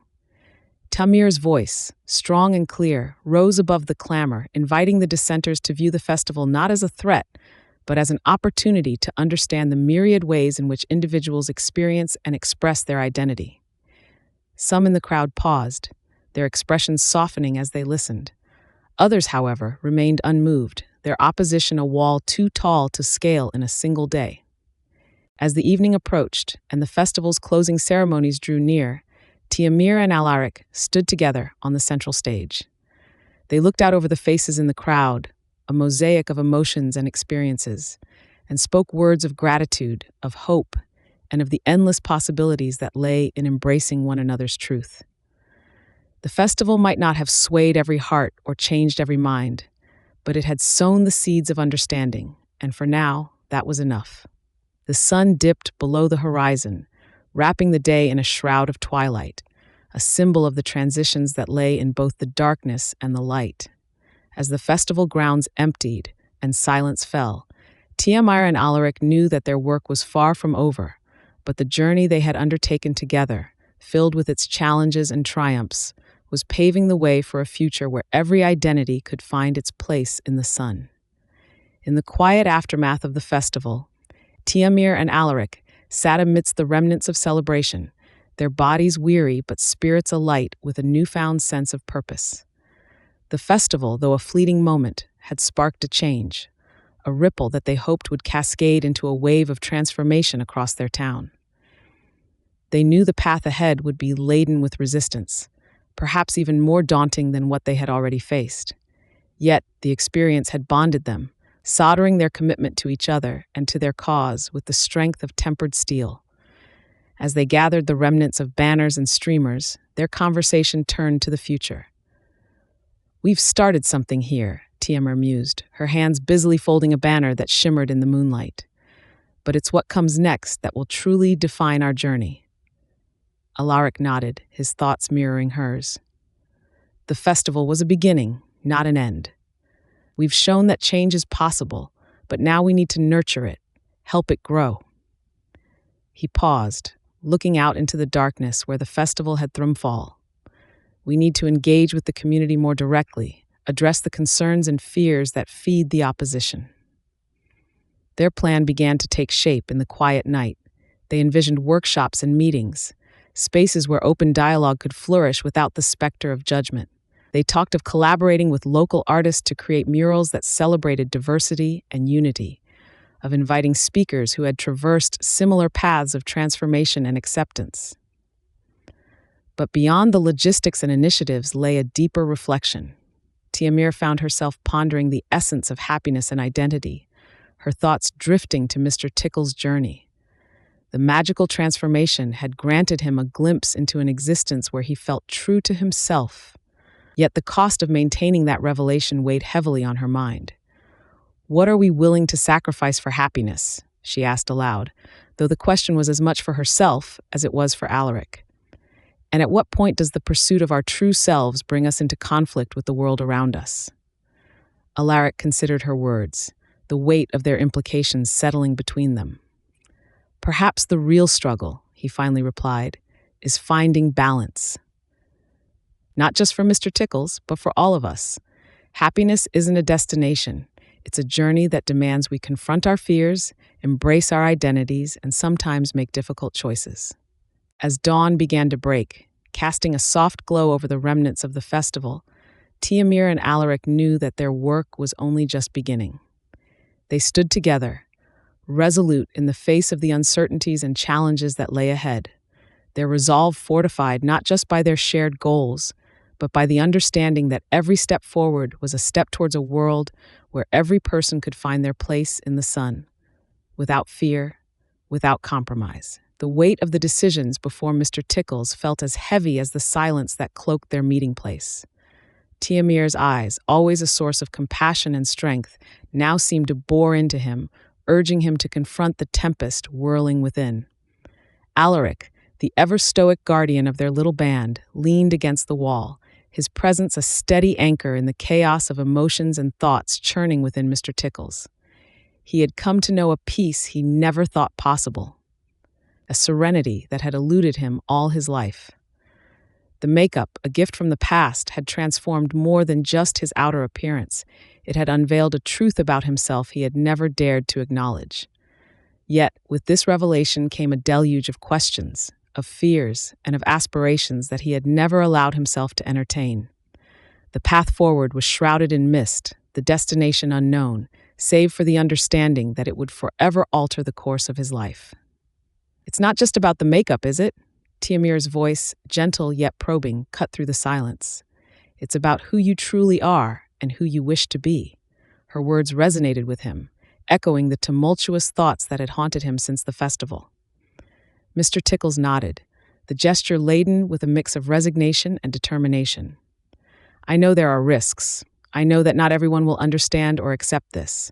But hiding, pretending, it's like denying a part of my soul, and the weight of that denial, it's suffocating." He looked up, meeting Tiamir's gaze. "I want to be true to myself, no matter the cost." The room fell silent once more, the gravity of his words settling over them like a shroud. Alaric finally pushed away from the wall, his movements deliberate.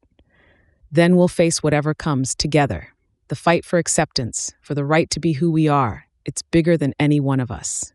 But it starts with personal courage, with the decision to stand up and say, 'This is me,' and we'll stand with you every step of the way." Tiamir reached out, taking Mr. Tickle's hands in hers, her expression fierce. "You're not alone. You never have been, and you never will be. We'll walk this path with you, through the shadows and into the light." Mr. Tickles felt a warmth spread through him, buoyed by their words, their acceptance, and their unwavering support. The journey ahead was fraught with uncertainty, with challenges and confrontations he could scarcely anticipate. But in this moment, surrounded by allies, by friends who had become family, he found the strength to face the unknown, to embrace the full spectrum of his identity, and to step into the future, unafraid. As Mr. Tickles transformed back to his usual self, sitting among his newfound companions, a heavy silence enveloped the group. Tiamir, with eyes soft and understanding, broke the stillness. "So, we face not just external threats, but the quest within, to reconcile who you are with the world's expectations," she noted, her voice a soothing balm to the unrest in Mr. Tickle's heart. Alaric nodded, his gaze intense. "Our enemies are many, yet it's the battle inside that proves most formidable. Your courage inspires, yet remember, the path you choose affects not just you, but those tethered to your fate." The gravity of his situation weighed on Mr. Tickles, realizing the immense responsibility resting on his shoulders. Not only did he have to contend with those who sought the mystical properties of the makeup for nefarious purposes, but he also had to navigate the complexities of his identity, exploring the contours of his existence that until now had remained shrouded in shadow. He pondered the essence of happiness and whether the fulfillment he sought was entwined with the persona the makeup revealed, or if it lay somewhere deeper, within a place yet to be discovered. His thoughts were interrupted by a sharp knock at the door, breaking the contemplative atmosphere. Tiamir moved swiftly, a silent figure against the shadows, ensuring their safety, while Alaric and Mr. Tickles prepared for what may come. But it was merely a messenger, a harbinger of news that would catapult them into their next ordeal. The message, sealed with the insignia of a secret society long believed to be mere myth, suggested they knew not only of Mr. Tickle's dual existence, but also sought an audience with him. The implications were grave. The society was rumored to possess knowledge and powers that could either aid Mr. Tickles in his quest or spell his doom. The decision lay heavily upon him. To seek out this society could mean the discovery of invaluable truths about the makeup and himself, or it could plunge them all into unimaginable danger. His companions looked to him, their faces a blend of concern and resolve, ready to support him in whatever decision he made. Mr. Tickles knew the risks, but the lure of uncovering the full extent of his transformation and the origins of the makeup was too compelling to ignore. With a determined breath, he spoke, his voice steady. "We will meet them. If there are answers to be found, then I must seek them out, for myself and for the legacy my father left behind." Tiamir gave him a nod of approval, her warrior spirit ignited by the prospect of the challenge ahead, while Alaric's strategic mind began to calculate their next moves. Together they stood, a united front against the encroaching darkness, their bonds of friendship and shared purpose a beacon of light in the uncertainty that lay before them. The journey ahead was fraught with uncertainty, with challenges and confrontations he could scarcely anticipate. But in this moment, surrounded by allies, by friends who had become family, he found the strength to face the unknown, to embrace the full spectrum of his identity, and to step into the future, unafraid. As the sun dipped below the horizon, painting the sky in hues of orange and purple, Mr. Tikis, Tamir, and Alaric made their final preparations. The secret society they sought was cleverly hidden, its location guarded by riddles and enigmas that had taken weeks to unravel. The last piece of the puzzle had led them to the outskirts of a forest known for its treacherous terrain and twisted paths. "This is it," Alaric murmured, examining the ancient map they had pieced together from clues hidden in Mr. Tickle's father's belongings. Tiamir, with her sharp eyes, pointed out the barely noticeable trail leading into the darkness of the woods. It was as if the forest itself was a living, breathing entity, aware of their presence and waiting to swallow them whole. They stepped forward, the canopy of trees enveloping them in shadows. The deeper they ventured, the more surreal their surroundings became. Trees twisted into grotesque shapes, and the air was filled with whispers that seemed to mock their quest. Mr. Tickles felt the weight of his decision pressing down on him. The makeup tucked safely in his bag seemed to pulse with energy, a reminder of the double life he was living. A sudden rustling snapped them out of their thoughts, and a figure stepped out from behind a tree. It was a member of the secret society, cloaked in shadows. "You have come far," the figure spoke with a voice that seemed to echo from the very depths of the forest. "But the path to understanding is fraught with peril. Are you prepared to face your deepest fears?" Mr. Tickles felt a surge of determination. "We are," he declared, speaking for his companions as well. The figure nodded, disappearing as quickly as it had appeared, leaving behind a trail of luminous moss that lit their path forward. As they followed the glowing trail, Mr. Tickle's thoughts turned inward. His journey had started as a quest for answers about his father's legacy and the mysterious makeup. But now he realized it was much more than that. It was a quest for identity, for understanding his true self. The makeup had unveiled a part of him he had never known, a reflection of his soul he was only beginning to comprehend. Suddenly, the forest opened up into a clearing where an ancient, ivy-covered building stood. This was the heart of the secret society's domain. Mr. Tickles, Tiamir, and Alaric exchanged determined glances, ready to confront whatever lay ahead. They stepped forward, crossing the threshold into the unknown, their hearts beating as one. As they entered the dimly lit interior, the air tinged with age and mystery met their senses. The building seemed to breathe, walls pulsing gently with an unseen heartbeat. Mr. Tickles, Tiamir, and Alaric moved cautiously, their eyes adjusting to the shadowy light. The inner sanctum was adorned with tapestries that told stories of transformation and magic, the threads shimmering with an ethereal glow. Moving deeper, they came across a hall with 3 doors. Each door bore an emblem, one of a clown, another of a mirror, and the last of a mask. The guardian of the place, a figure robed in shadows, emerged from the gloom. "To uncover the truths you seek," the guardian's voice echoed, "each of you must face the trial behind these doors. Only by embracing your deepest fears and desires will you find the answers." Tiamir chose the door with the mask, Alaric the mirror, leaving Mr. Tickles to face the door adorned with the clown. Before entering, Mr. Tickles felt a surge of nervous energy. This door represented more than a physical barrier. It was the gateway to confronting his own identity, the crux of his transformation and turmoil. Stepping through, Mr. Tickles entered a room that mirrored the circus tent of his past, filled with laughter and applause, but also shadows and whispers. The trial was a labyrinth of memories, each turn presenting Mr. Tickles with a moment from his past, amplified by the magic of the room. He saw himself as a child, learning the ropes of performance, the joy and pain intermingled. Then, as a struggling performer, the ridicule and the loneliness that followed.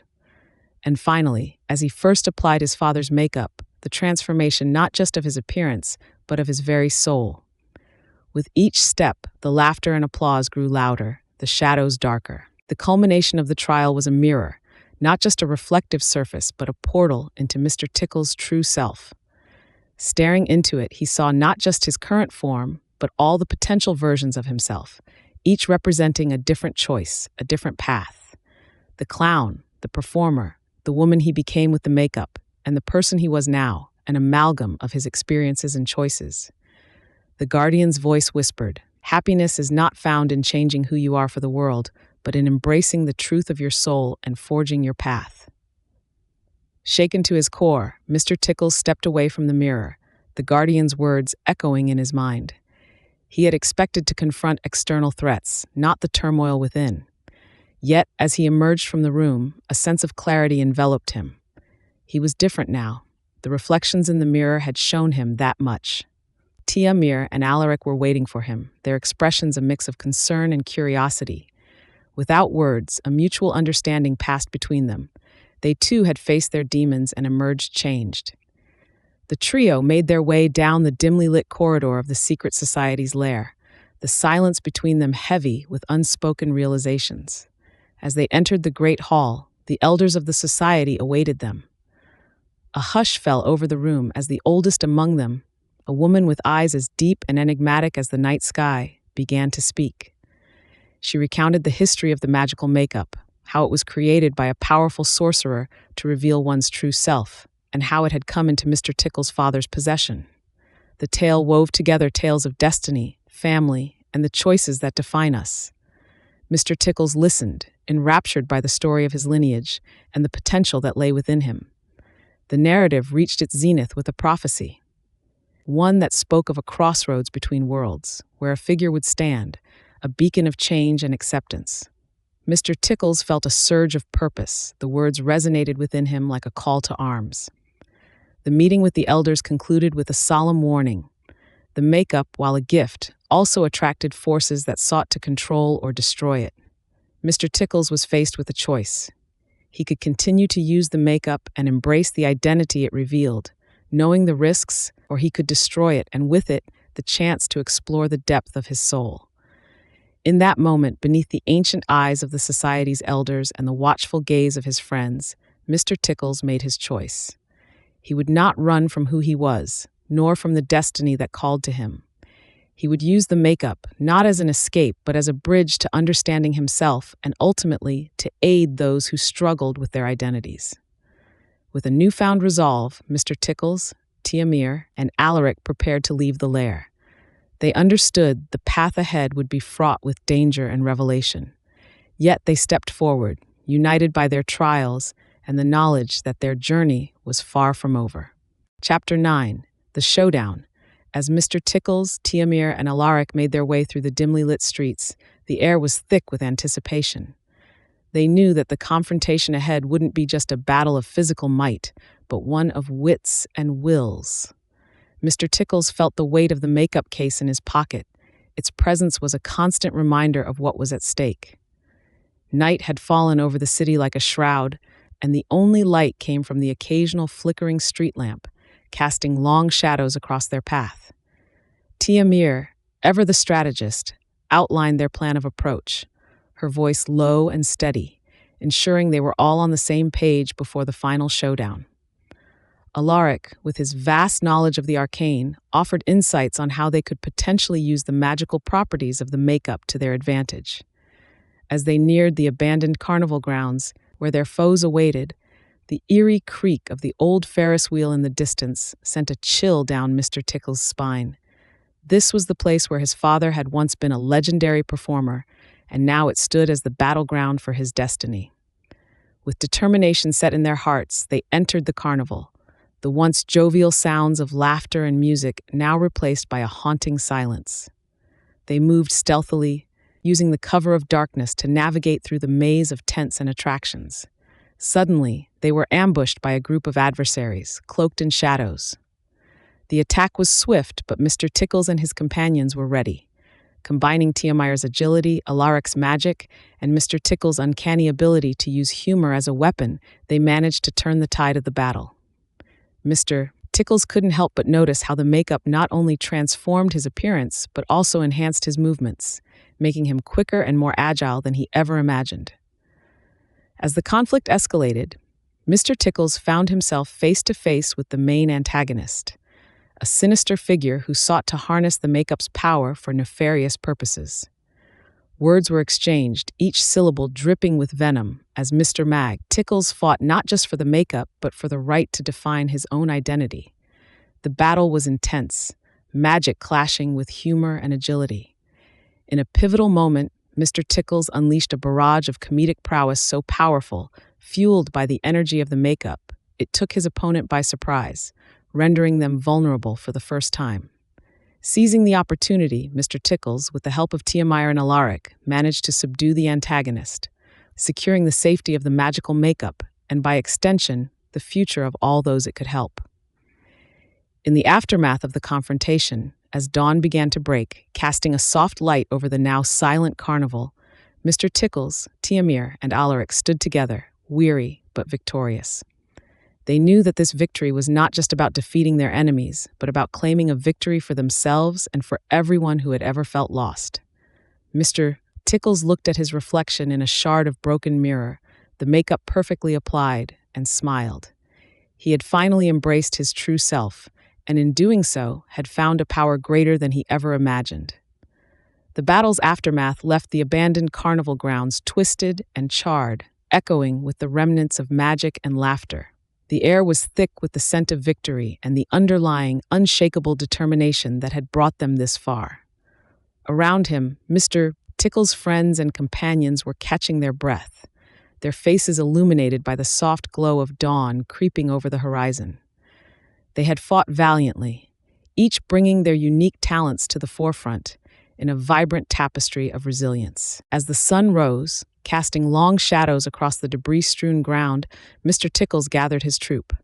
"This victory," he began, his voice steady and clear, "is not just ours. It's a beacon for those still hiding in the shadows, afraid to be themselves. We fought not just for the magic within this makeup, but for the magic within each of us." His words resonated with each person there, a shared understanding that transcended their diverse backgrounds. Mr. Tickles knew, however, that the journey was far from over. The makeup had proven its power, but it was their courage and unity that had truly made the difference. He contemplated the future, envisioning a world where no one would have to fight for their right to be themselves. With a renewed sense of purpose, he proposed, "Let's take this message beyond these carnival grounds. Let's show the world that being true to yourself is the greatest magic of all." The proposal was met with nods of agreement and murmurs of approval. The troop rallied around Mr. Tickles, each member ready to face the new challenges and adventures that awaited them. They knew the path would not be easy, but together they had already faced the unimaginable. Together, they were unstoppable. With the carnival grounds behind them, Mr. Tickles and his companions set out into the world. They traveled from town to town, their performances laced with messages of acceptance and self-love. The magical makeup became a symbol of their movement, a beacon of hope for those who had felt lost in the darkness. And as their story spread, so did the waves of change, touching the lives of countless individuals who had once felt alone. Mr. Tickles, now more than ever, embraced the dual aspects of his identity, finding strength in his ability to transcend traditional boundaries. He had become a beacon of hope, a testament to the power of embracing one's true self. And though the future was uncertain, one thing was clear. Mr. Tickles and his companions had started a revolution, one that would continue to inspire long after their final curtain call. As dusk settled over the quaint town of Bellevue, Mr. Tickles and his ensemble prepared for their most daring performance yet. The air was thick with anticipation, charged with the promise of change. Seated on a makeshift stage behind the town's old library, Mr. Tickles couldn't help but feel the weight of the moment pressing down upon him. Yet, beneath that was a bubbling excitement, a fervor to challenge the status quo and craft a narrative of acceptance and self-expression. Tonight, Mr. Tickles whispered to his reflection as he applied the enchanted makeup. "We change minds." The transformation was not merely physical, it was a passage to his truest form, a conduit for his message of love and acceptance. The troupe behind him, magicians, acrobats, and jesters alike, nodded in agreement, each one transformed, either by the magic of the makeup or the magic of their shared purpose. The audience that evening was a mix of skeptics, supporters, and the simply curious. From the moment Mr. Tickles stepped onto stage, as the persona he felt most himself in, the air shifted. His every move, every word, was imbued with a charisma that was undeniable. Through juggling acts that defied gravity to soul-stirring speeches interlaced with humor, they captivated the audience, weaving a spell of unity and understanding.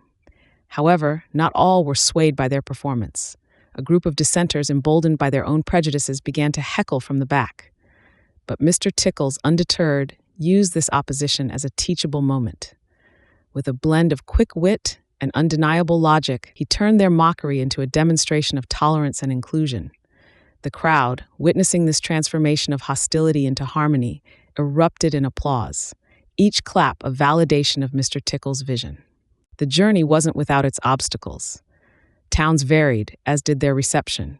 In some, they were welcomed with open arms. In others, they faced resistance, a testament to the deep-set beliefs they aimed to uproot.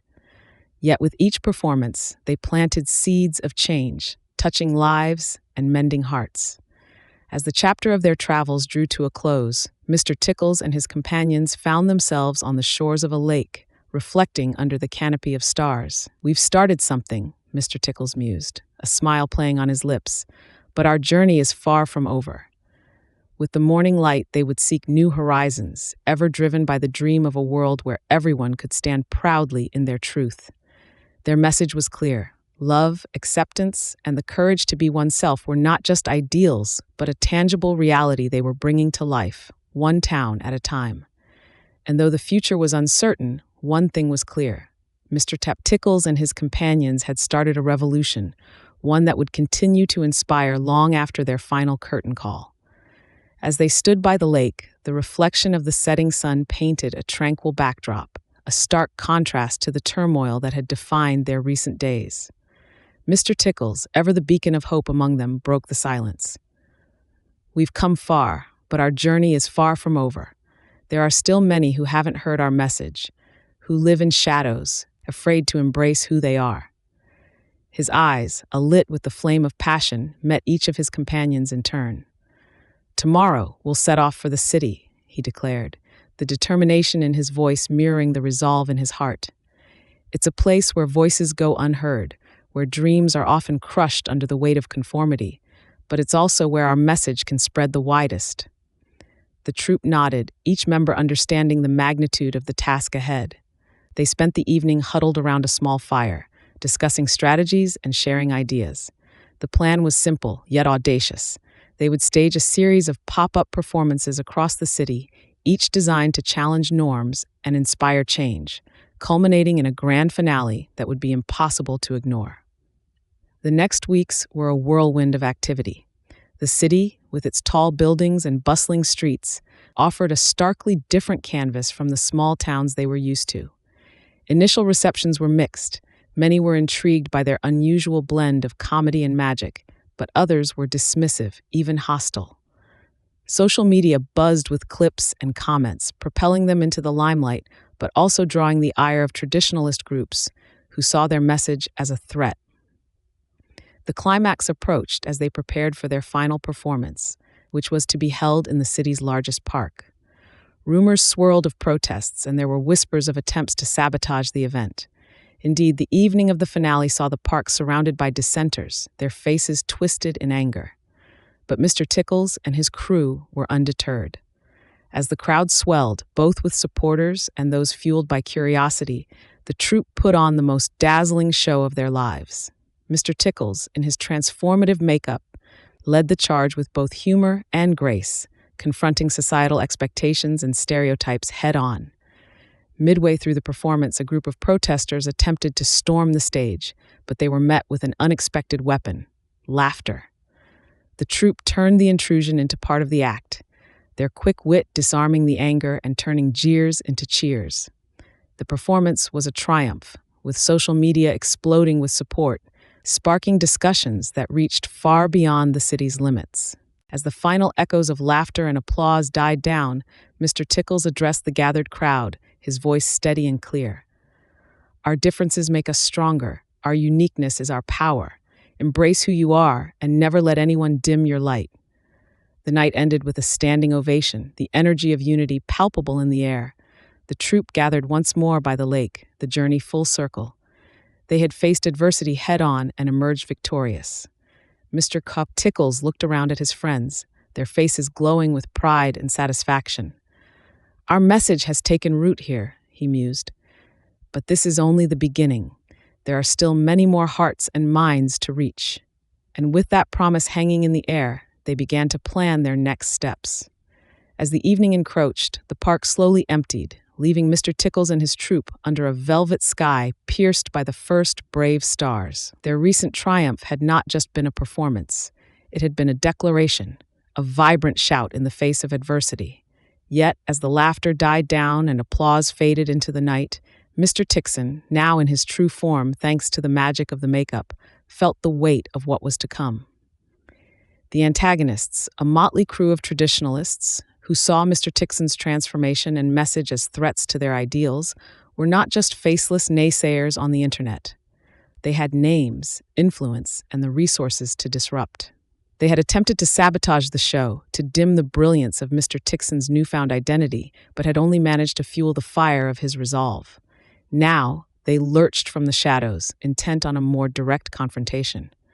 As the moon climbed higher, casting a surreal glow over the park, Mr. Tickson gathered his troupe, his family forged not by blood, but by shared dreams and struggles. "Tonight, we face their shadows with our light," he began, his voice steady and sure. "But they will come again, and we must be ready. Not just to defend our stage, but to fight for our right to exist, to be whoever we wish to be." The troupe nodded, their faces set in determination. They knew the road ahead was fraught with danger, yet the thought of yielding never crossed their minds. The power of the makeup, a legacy of love and acceptance from Mr. Tickson's father, had already changed them. It had peeled back the layers of their fears and desires, revealing the truth of who they were meant to be. As the first light of dawn tinged the eastern sky, signaling the end of their brief respite, Mr. Tickson and his troupe set out. The city was waking, unaware of the storm that was brewing. The showdown was inevitable. Mr. Tickson, with his uncanny ability to blend humor with profound truth, was ready. The makeup had unlocked a part of him that he never knew existed, a strength and clarity of purpose that no threat could diminish. They reached the heart of the city as the sun broke free from the horizon, painting the world in hues of gold and crimson. The air was charged with anticipation, the streets slowly filling with the murmur of curious onlookers and the whispered rumors of the planned confrontation. Mr. Tickson stepped forward, the very image of defiance and grace. "Today," he declared to the gathering crowd, "we fight not just for ourselves, but for everyone who has ever felt trapped, misunderstood, or afraid. Today, we show the world that love in all its forms is invincible." And with that, they marched towards their destiny, ready to face whatever came their way. The sun was low in the sky, casting long shadows across the city streets as Mr. Tickson and his troupe approached the sprawling estate of the antagonists. The air was tense with anticipation, the silence punctuated only by the soft tap of their shoes on the cobblestone. The estate loomed before them, as imposing as the challenge they were about to face. Hidden amongst the shadows, they could see figures moving, each member of the antagonistic force readying themselves for the confrontation. Mr. Tickson felt a surge of nerves, but quelled them with a deep breath. He knew the power of the makeup he wielded. It had not only transformed his exterior, but had given him the courage and clarity to confront his deepest fears. As they stepped onto the estate grounds, a figure emerged from the shadows. It was the lead antagonist, a tall, menacing figure who had long sought to control Mr. Tickson and the magical makeup. "So you've finally come to face your fate," he sneered, his voice dripping with malice. Mr. Tickson stepped forward, his troupe fanning out behind him in a show of solidarity. "We're not here to face our fate," he declared, his voice steady and clear. "We're here to claim it." A tense silence fell upon the group, the only sounds being the rustle of leaves and the distant call of a night bird. Then, without warning, the antagonist lunged forward, initiating a confrontation that would decide their destinies. The clash was intense, with Mr. Tixon and his troupe leveraging their comedic talents to distract and disorient their foes, while utilizing the transformative power of the makeup to evade and counterattack. Mr. Tixon, in his transformed state, moved with grace and agility, weaving through his adversaries like a specter of resilience and determination. As the battle raged, it became clear that the power of the makeup was not just in the physical transformation it provided, but in the inner strength it unlocked within Mr. Tixon. With every deft maneuver and every laugh drawn from the lips of his enemies, he felt a surge of confidence. He was no longer fighting just for himself, but for everyone who had ever felt the sting of oppression and the weight of an identity foisted upon them without consent. The climax of the battle came when Mr. Tixon faced the lead antagonist in a final showdown. With the estate in ruins around them, they stood, the embodiment of two irreconcilable worlds. In a moment that seemed to stretch for eternity, Mr. Tixon reached deep within himself, tapping into the full potential of the makeup's power. With a flourish, he summoned a blinding light that enveloped both him and his adversary. When the light dimmed, the lead antagonist lay defeated, the will to fight drained from him. The estate fell quiet as the remaining foes, witnessing the true power of acceptance and self-love, laid down their arms. Mr. Tixon, breathing heavily from the exertion, looked around at the faces of his troupe, seeing in their eyes the reflection of his own journey towards self-discovery. They had not just won a battle, they had ignited a flame of change that would burn bright into the future. He turned his gaze towards the horizon, where the first light of dawn was beginning to crest the city. In that moment, he knew that though the road ahead might be fraught with uncertainty, the fight for one's identity and future was always worth it. As the sun stretched its golden fingers across the city, Mr. Tixon, now in his true form, breathed deeply. The battle of the previous night had not just been a fight against those who stood against him, but a personal journey of transformation and self-acceptance. He glanced at the faces of his troupe, his friends, who had followed him into the fray, each carrying their own story of struggle and triumph. They had become more than a team. They were a family, bonded by the shared belief in the right to be whoever they wished to be. The estate behind them, once a stronghold of their adversaries, now stood silent, a testament to their victory. Yet as he walked through the gates, Mr. Tixon knew the fight was far from over. Their victory was a beacon to others, a signal that change was possible. He pondered on the magic of the makeup, how it had not just altered his appearance, but had unearthed the truth of who he was meant to be. It was a gift, a catalyst for the courage he had found within himself. As they made their way back to the city, the troupe laughed and shared stories, their spirits high with the thrill of their victory. Mr. Tixon felt a profound sense of peace.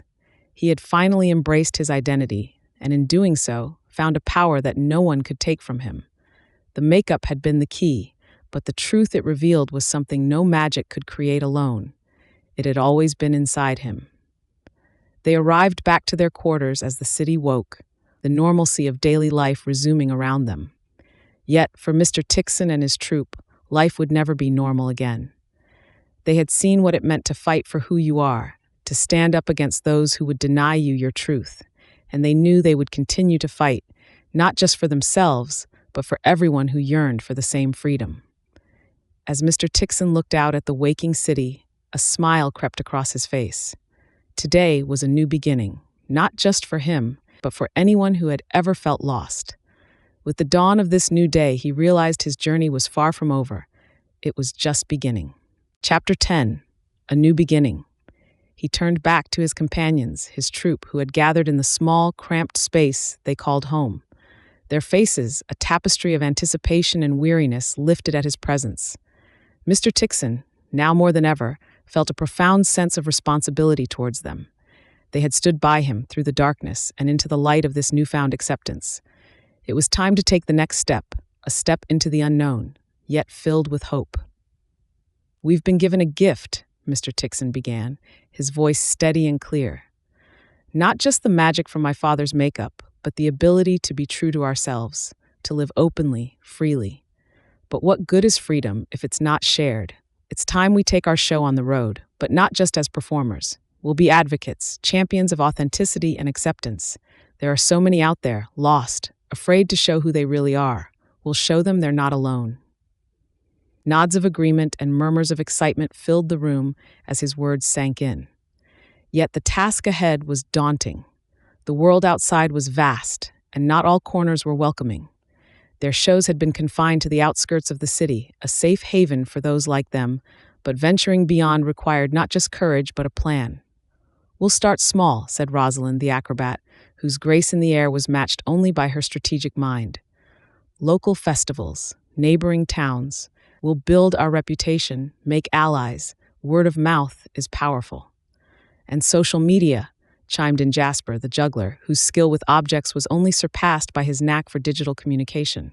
"We can reach people we'd never be able to physically. Show snippets of our acts, our stories. It'll be like casting a net far and wide." Mr. Tixon smiled, warmed by their enthusiasm and ideas. They were right, the world had changed, and there were new tools at their disposal. Tools that could amplify their message, bring hope to those in the shadows. "Then it's settled," Mr. Tixon declared, a sense of purpose igniting within him. "We'll embark on a journey of transformation, not just for us, but for the world. We'll be beacons of light in darkness, guiding those lost towards acceptance and love. Let's get to work, my friends. Our adventure awaits." The troupe erupted into cheers, the sound of their collective determination filling the space. Mr. Tixon looked out at the waking city, a smile crept across his face. Today was a new beginning, not just for him, but for anyone who had ever felt lost. With the dawn of this new day, he realized his journey was far from over. It was just beginning. As the sky morphed from a soft peach to a vibrant azure, Mr. Tixon and his troupe loaded their colorful, quirky van, emblazoned with their new logo, a half-mask symbolizing the transformation and duality of their identities. The excitement was palpable. They were about to embark on a journey that was as much about their own transformation as it was about changing the world around them. Their first stop was a small town barely visible on the map, known for its quaint annual festival that celebrated local artists and performers. It was the perfect place to start spreading their message of acceptance and the beauty of embracing one's true self. As they set up their stage, Mr. Tixon felt a surge of nervous excitement. This was their chance to finally show the world what they were made of, to bring light to the shadows with their performances and stories. The show was a vibrant spectacle of colors, laughter, and heartfelt stories. Mr. Tixon, in his now signature dual-faceted persona, captivated the audience, his performance an intricate dance between his past and present. The troupe's message resonated with many, sparking conversations long after the curtains fell. They were not just performers, they were pioneers, challenging societal norms and advocating for a world where everyone could be their most authentic self. After the show, a young person approached Mr. Tixon, their eyes glistening with unshed tears. "Thank you," they whispered, "for making me feel seen." It was moments like these that fueled Mr. Tixon's resolve, reminding him of the power of acceptance and love. As the tour continued, each town brought new challenges. Skepticism and prejudice sometimes cast a shadow over their mission, but Mr. Tixon and his troupe faced each obstacle with grace and determination. With every challenge, they grew stronger, their message of unity and acceptance spreading like wildfire. Along the way, they met others who joined their cause, each with their own unique story and talents. Together, they formed a tapestry of hope, a collective force for change. Through his journey, Mr. Tixon discovered that the magic of the clown makeup was not just in the transformation it allowed him, but in the way it unveiled the truth, that at the heart of all transformations is the quest for acceptance and understanding. He had become a beacon of hope, not just for those struggling with their identity, but for anyone searching for a place to belong. As they prepared for their final performance of the tour, Mr. Tixon reflected on the incredible journey. They had faced ignorance, fear, and doubt head-on and emerged victorious, their spirits unbroken, their message undimmed. They had started as entertainers, but they had become so much more. Advocates, allies, friends. The road ahead was still long, but Mr. Tixon knew they were ready for whatever came their way. As they prepared for their final performance, Mr. Tixon found himself reflecting on the journey that had brought them to this moment. The old bottle of clown makeup, a seemingly inconsequential bequest from his father, had transformed his life and those around him in ways he could never have imagined. It wasn't just about the makeup or the transformation. It was about the discovery of his true self and the courage to embrace it fully. The final show was expected to be their grandest yet, a celebration of diversity, acceptance, and the magic of genuine self-expression. The small, makeshift dressing room backstage buzzed with excitement and nervous energy. Mr. Tixon, now more in tune with both aspects of his identity, applied the magic makeup with a practiced hand, feeling the familiar thrill of transformation wash over him. As the lights dimmed and the curtains parted, the troupe took to the stage with a flourish, their performance a dazzling array of color, laughter, and poignant moments that spoke to the heart of every audience member. It was more than entertainment. It was a statement, a beacon of hope for anyone who had ever felt lost between the spaces of who they were and who they were meant to be. After the final bow, amidst the thunderous applause, Mr. Tixon felt a profound sense of peace. The journey had been long, fraught with struggles and uncertainty, but standing there in the spotlight, he realized he had found his place in the world. The makeup had not just changed his appearance, it had unveiled his truth. In the weeks that followed, Mr. Tixon and his troupe took time to rest and reflect. They received letters from countless individuals they had inspired, each story a testament to the transformative power of embracing one's true identity. With a renewed sense of purpose, Mr. Tixon began to envision a future where he could continue to spread his message of acceptance and understanding.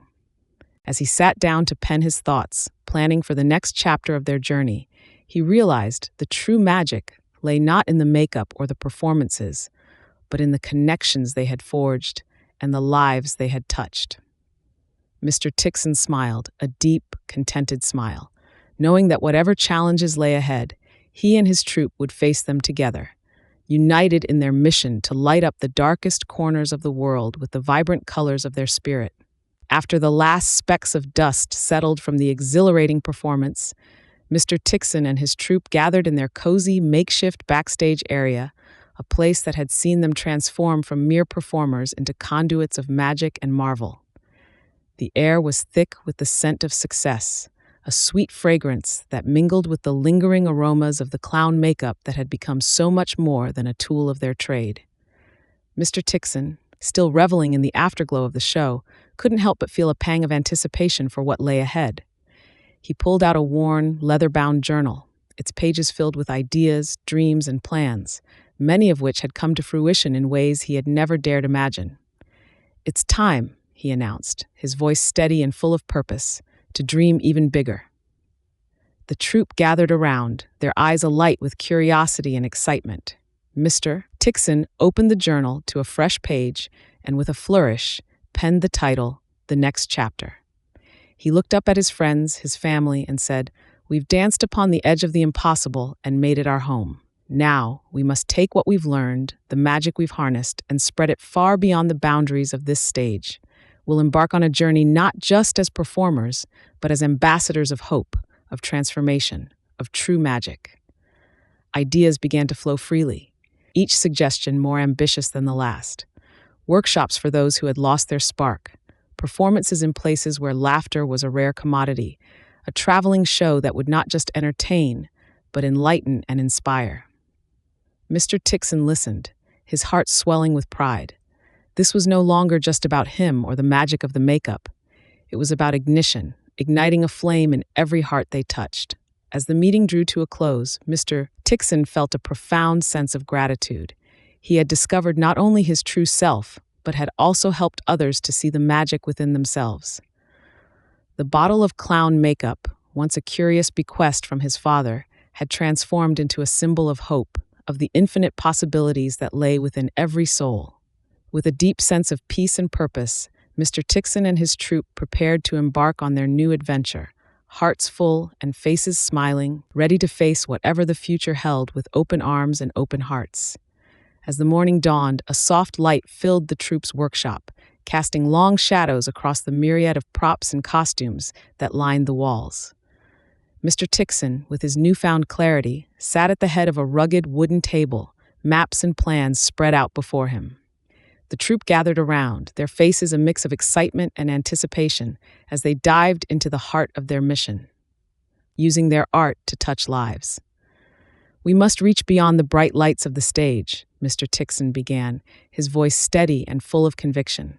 "We have a gift, a powerful message of transformation and acceptance. It's not just about the spectacle, it's about the heart, the soul, and the magic within us all."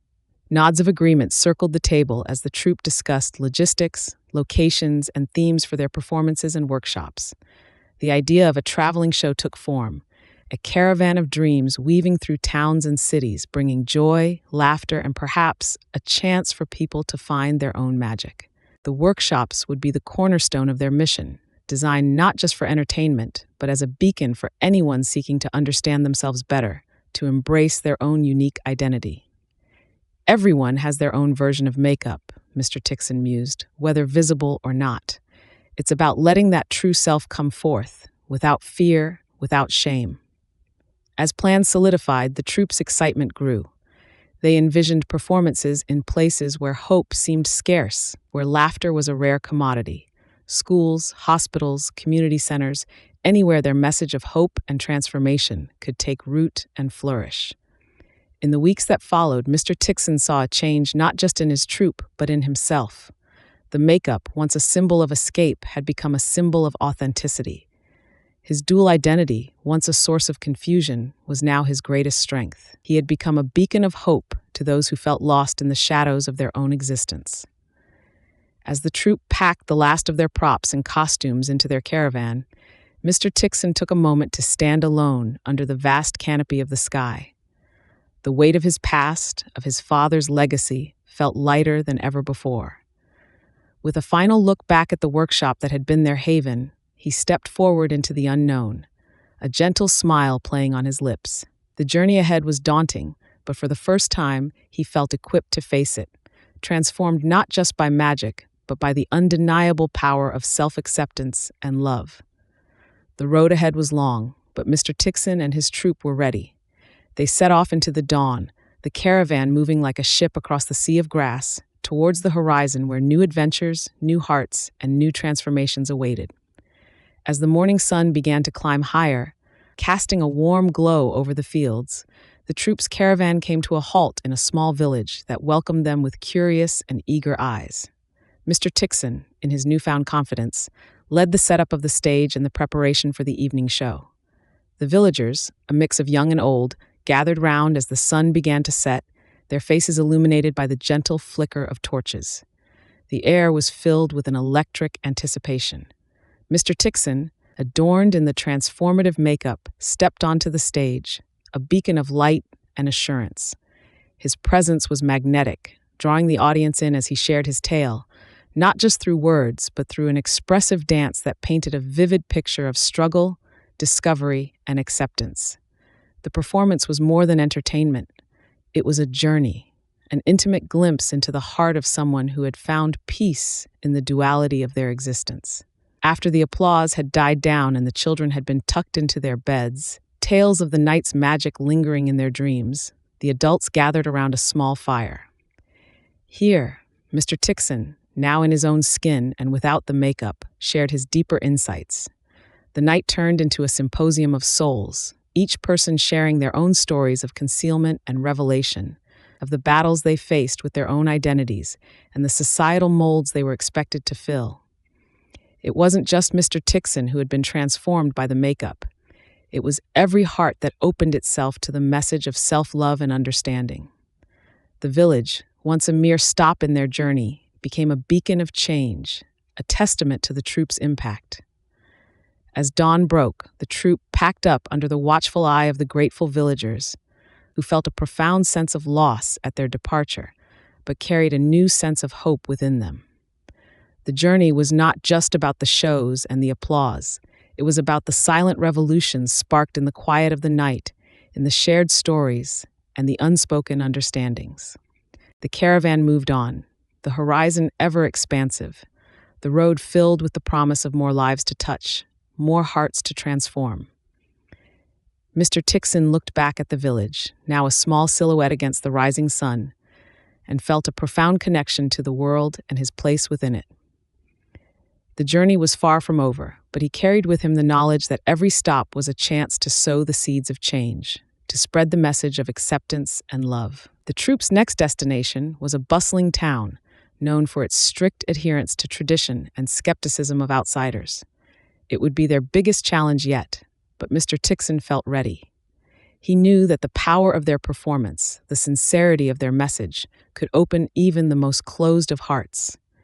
As the caravan moved forward, he smiled, feeling an inner strength he had never known before, a strength born from embracing every part of himself, a strength that he was ready to share with the world. The quaint town appeared on the horizon, a patchwork of cobblestone streets and aged buildings under the watchful gaze of the setting sun. Initially, their arrival was met with wary glances and a palpable tension in the air. Tradition clung to the town like ivy to old stone, and the troop's colorful caravan stood out like a vibrant bloom among wilting flowers. Yet, Mr. Tixon, with his newfound understanding and confidence, was unfazed. He knew the journey of acceptance and understanding was often fraught with hurdles, but he was ready to leap over them with grace. Their first performance was met with a lukewarm reception, the applause polite but reserved. However, their perseverance did not wane. Day by day, they wove themselves into the fabric of the town, volunteering at the local shelter, participating in community events, and gradually revealing the depth of their characters beyond the makeup and costumes. Slowly, the icy skepticism began to thaw, replaced by curiosity and intrigue. It was during a particularly poignant performance, one where Mr. Tixon shared his journey of self-discovery and acceptance, that the tide finally turned. The raw honesty and vulnerability struck a chord with the townsfolk, many of whom had hidden behind the walls of tradition and expectation for too long. The standing ovation that followed was not just for the performance, but for the message it carried, the courage to embrace one's true self, regardless of societal norms. In the weeks that followed, Mr. Tixon and his troop were no longer outsiders. They became beacons of change, inspiring the town to open their hearts to the beauty of diversity and the strength found in authenticity. Mr. Tixon, in particular, felt a profound sense of belonging and purpose. His own journey had not only transformed him, but also those around him. The magic of the old clown makeup, once a curse, now felt like a gift, a tool that had allowed him to bridge worlds and hearts. As the troop prepared to leave, the town gathered to bid them farewell, a testament to the barriers they had dismantled together. Mr. Tixon looked back at the town, a smile playing on his lips. He had found a piece of himself in this place, a piece he would carry with him wherever he went. The road ahead was unfurling, filled with promise and potential. With his troop by his side and a newfound conviction in his heart, he was ready to face whatever came next, for he knew that within him lay the power to change not just his fate, but the world's perception of beauty, identity, and love. The morning dew glittered like a scatter of diamonds across the town as Mr. Tixon and his troop began to dismantle their vibrant tents. The air was crisp, tinged with the melancholy of departure, yet vibrant with the anticipation of new beginnings. Mr. Tixon, once lost in a sea of uncertainty, now stood firm, the ground beneath his feet solid with purpose. As the troop loaded the last of their belongings, the townsfolk gathered, forming a semicircle around them. It was an impromptu farewell, a testimony to the bond forged between performers and patrons.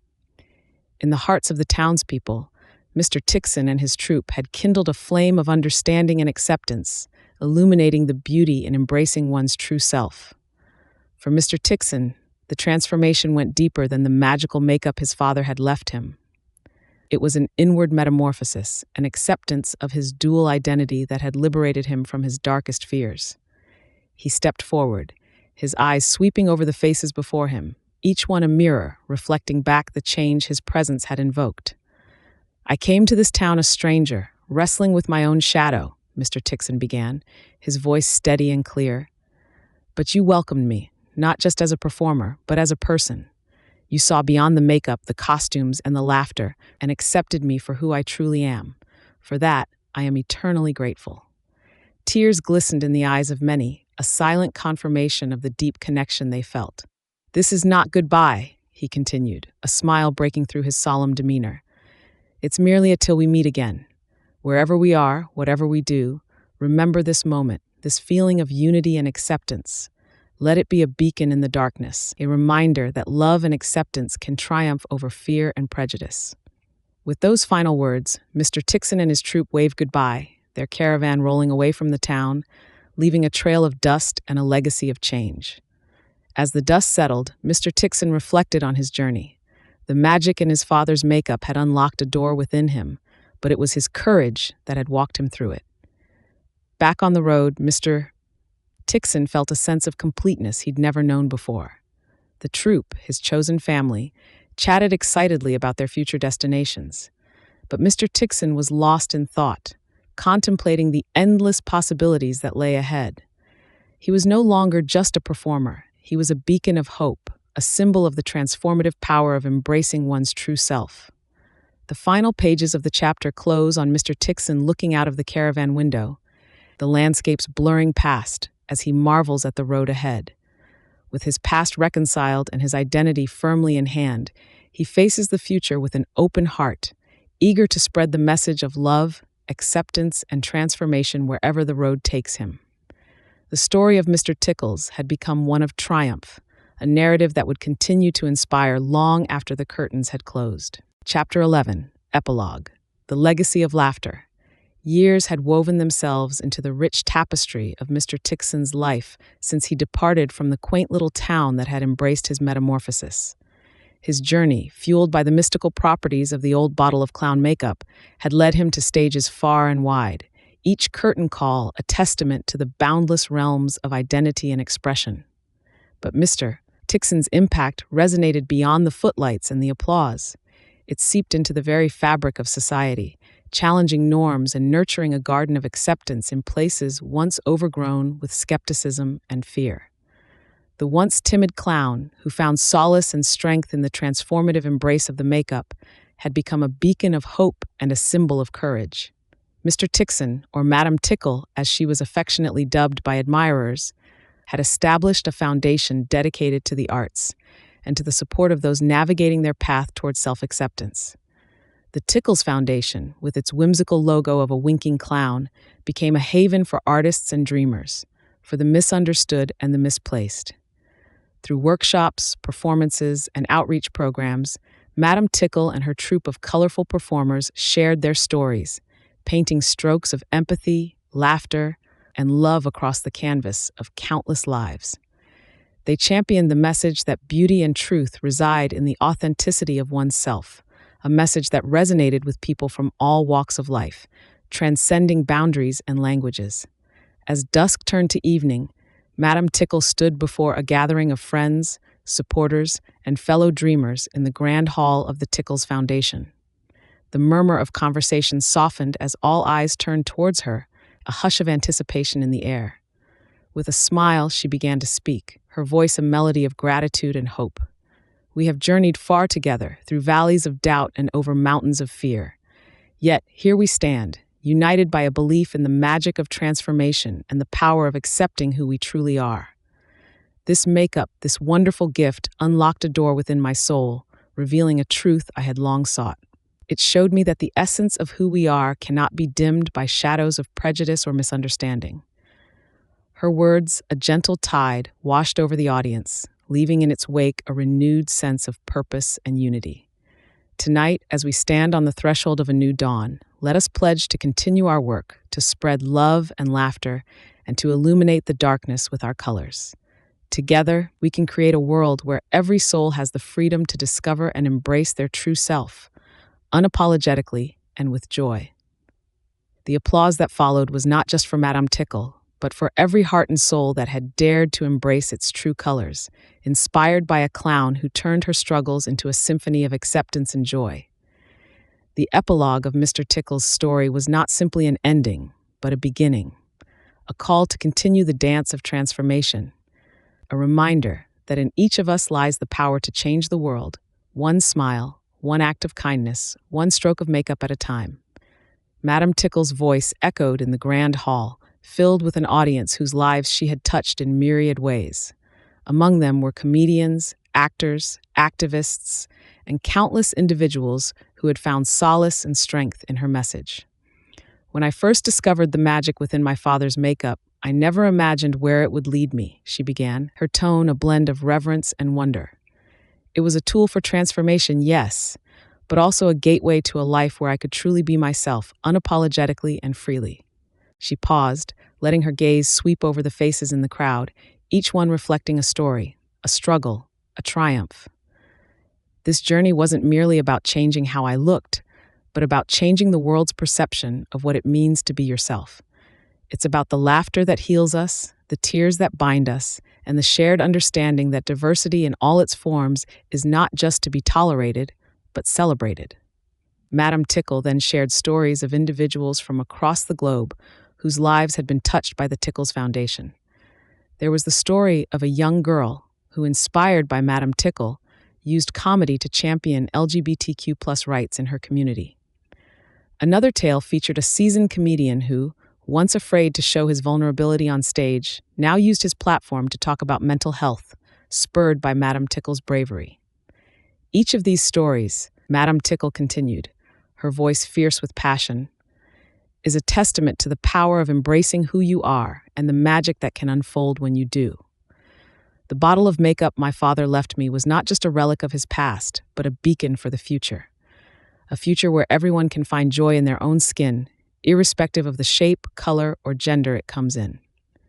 As the evening drew to a close, Madam Tickle made a heartfelt plea to her audience, urging them to carry forward the message of love, acceptance, and the joy of true self-expression.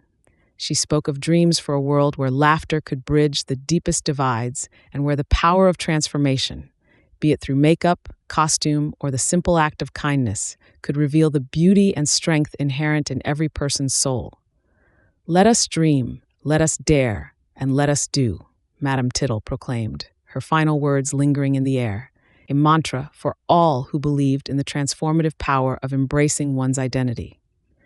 The chapter concludes with Madam Tickle stepping off the stage to the sound of thunderous applause, the warm glow of the stage lights blending with the brighter light of hope and change she had ignited in the hearts of many. Through her journey, she had not only transformed herself, but had become a beacon of hope and change, demonstrating the profound impact of embracing one's true self, inspiring a legacy of love and acceptance that would transcend her own story. This has been The Best Medicine, written by Cincinnius. Copyright 2024 by Cincinnius. Production copyright 2024 by Cincinnius.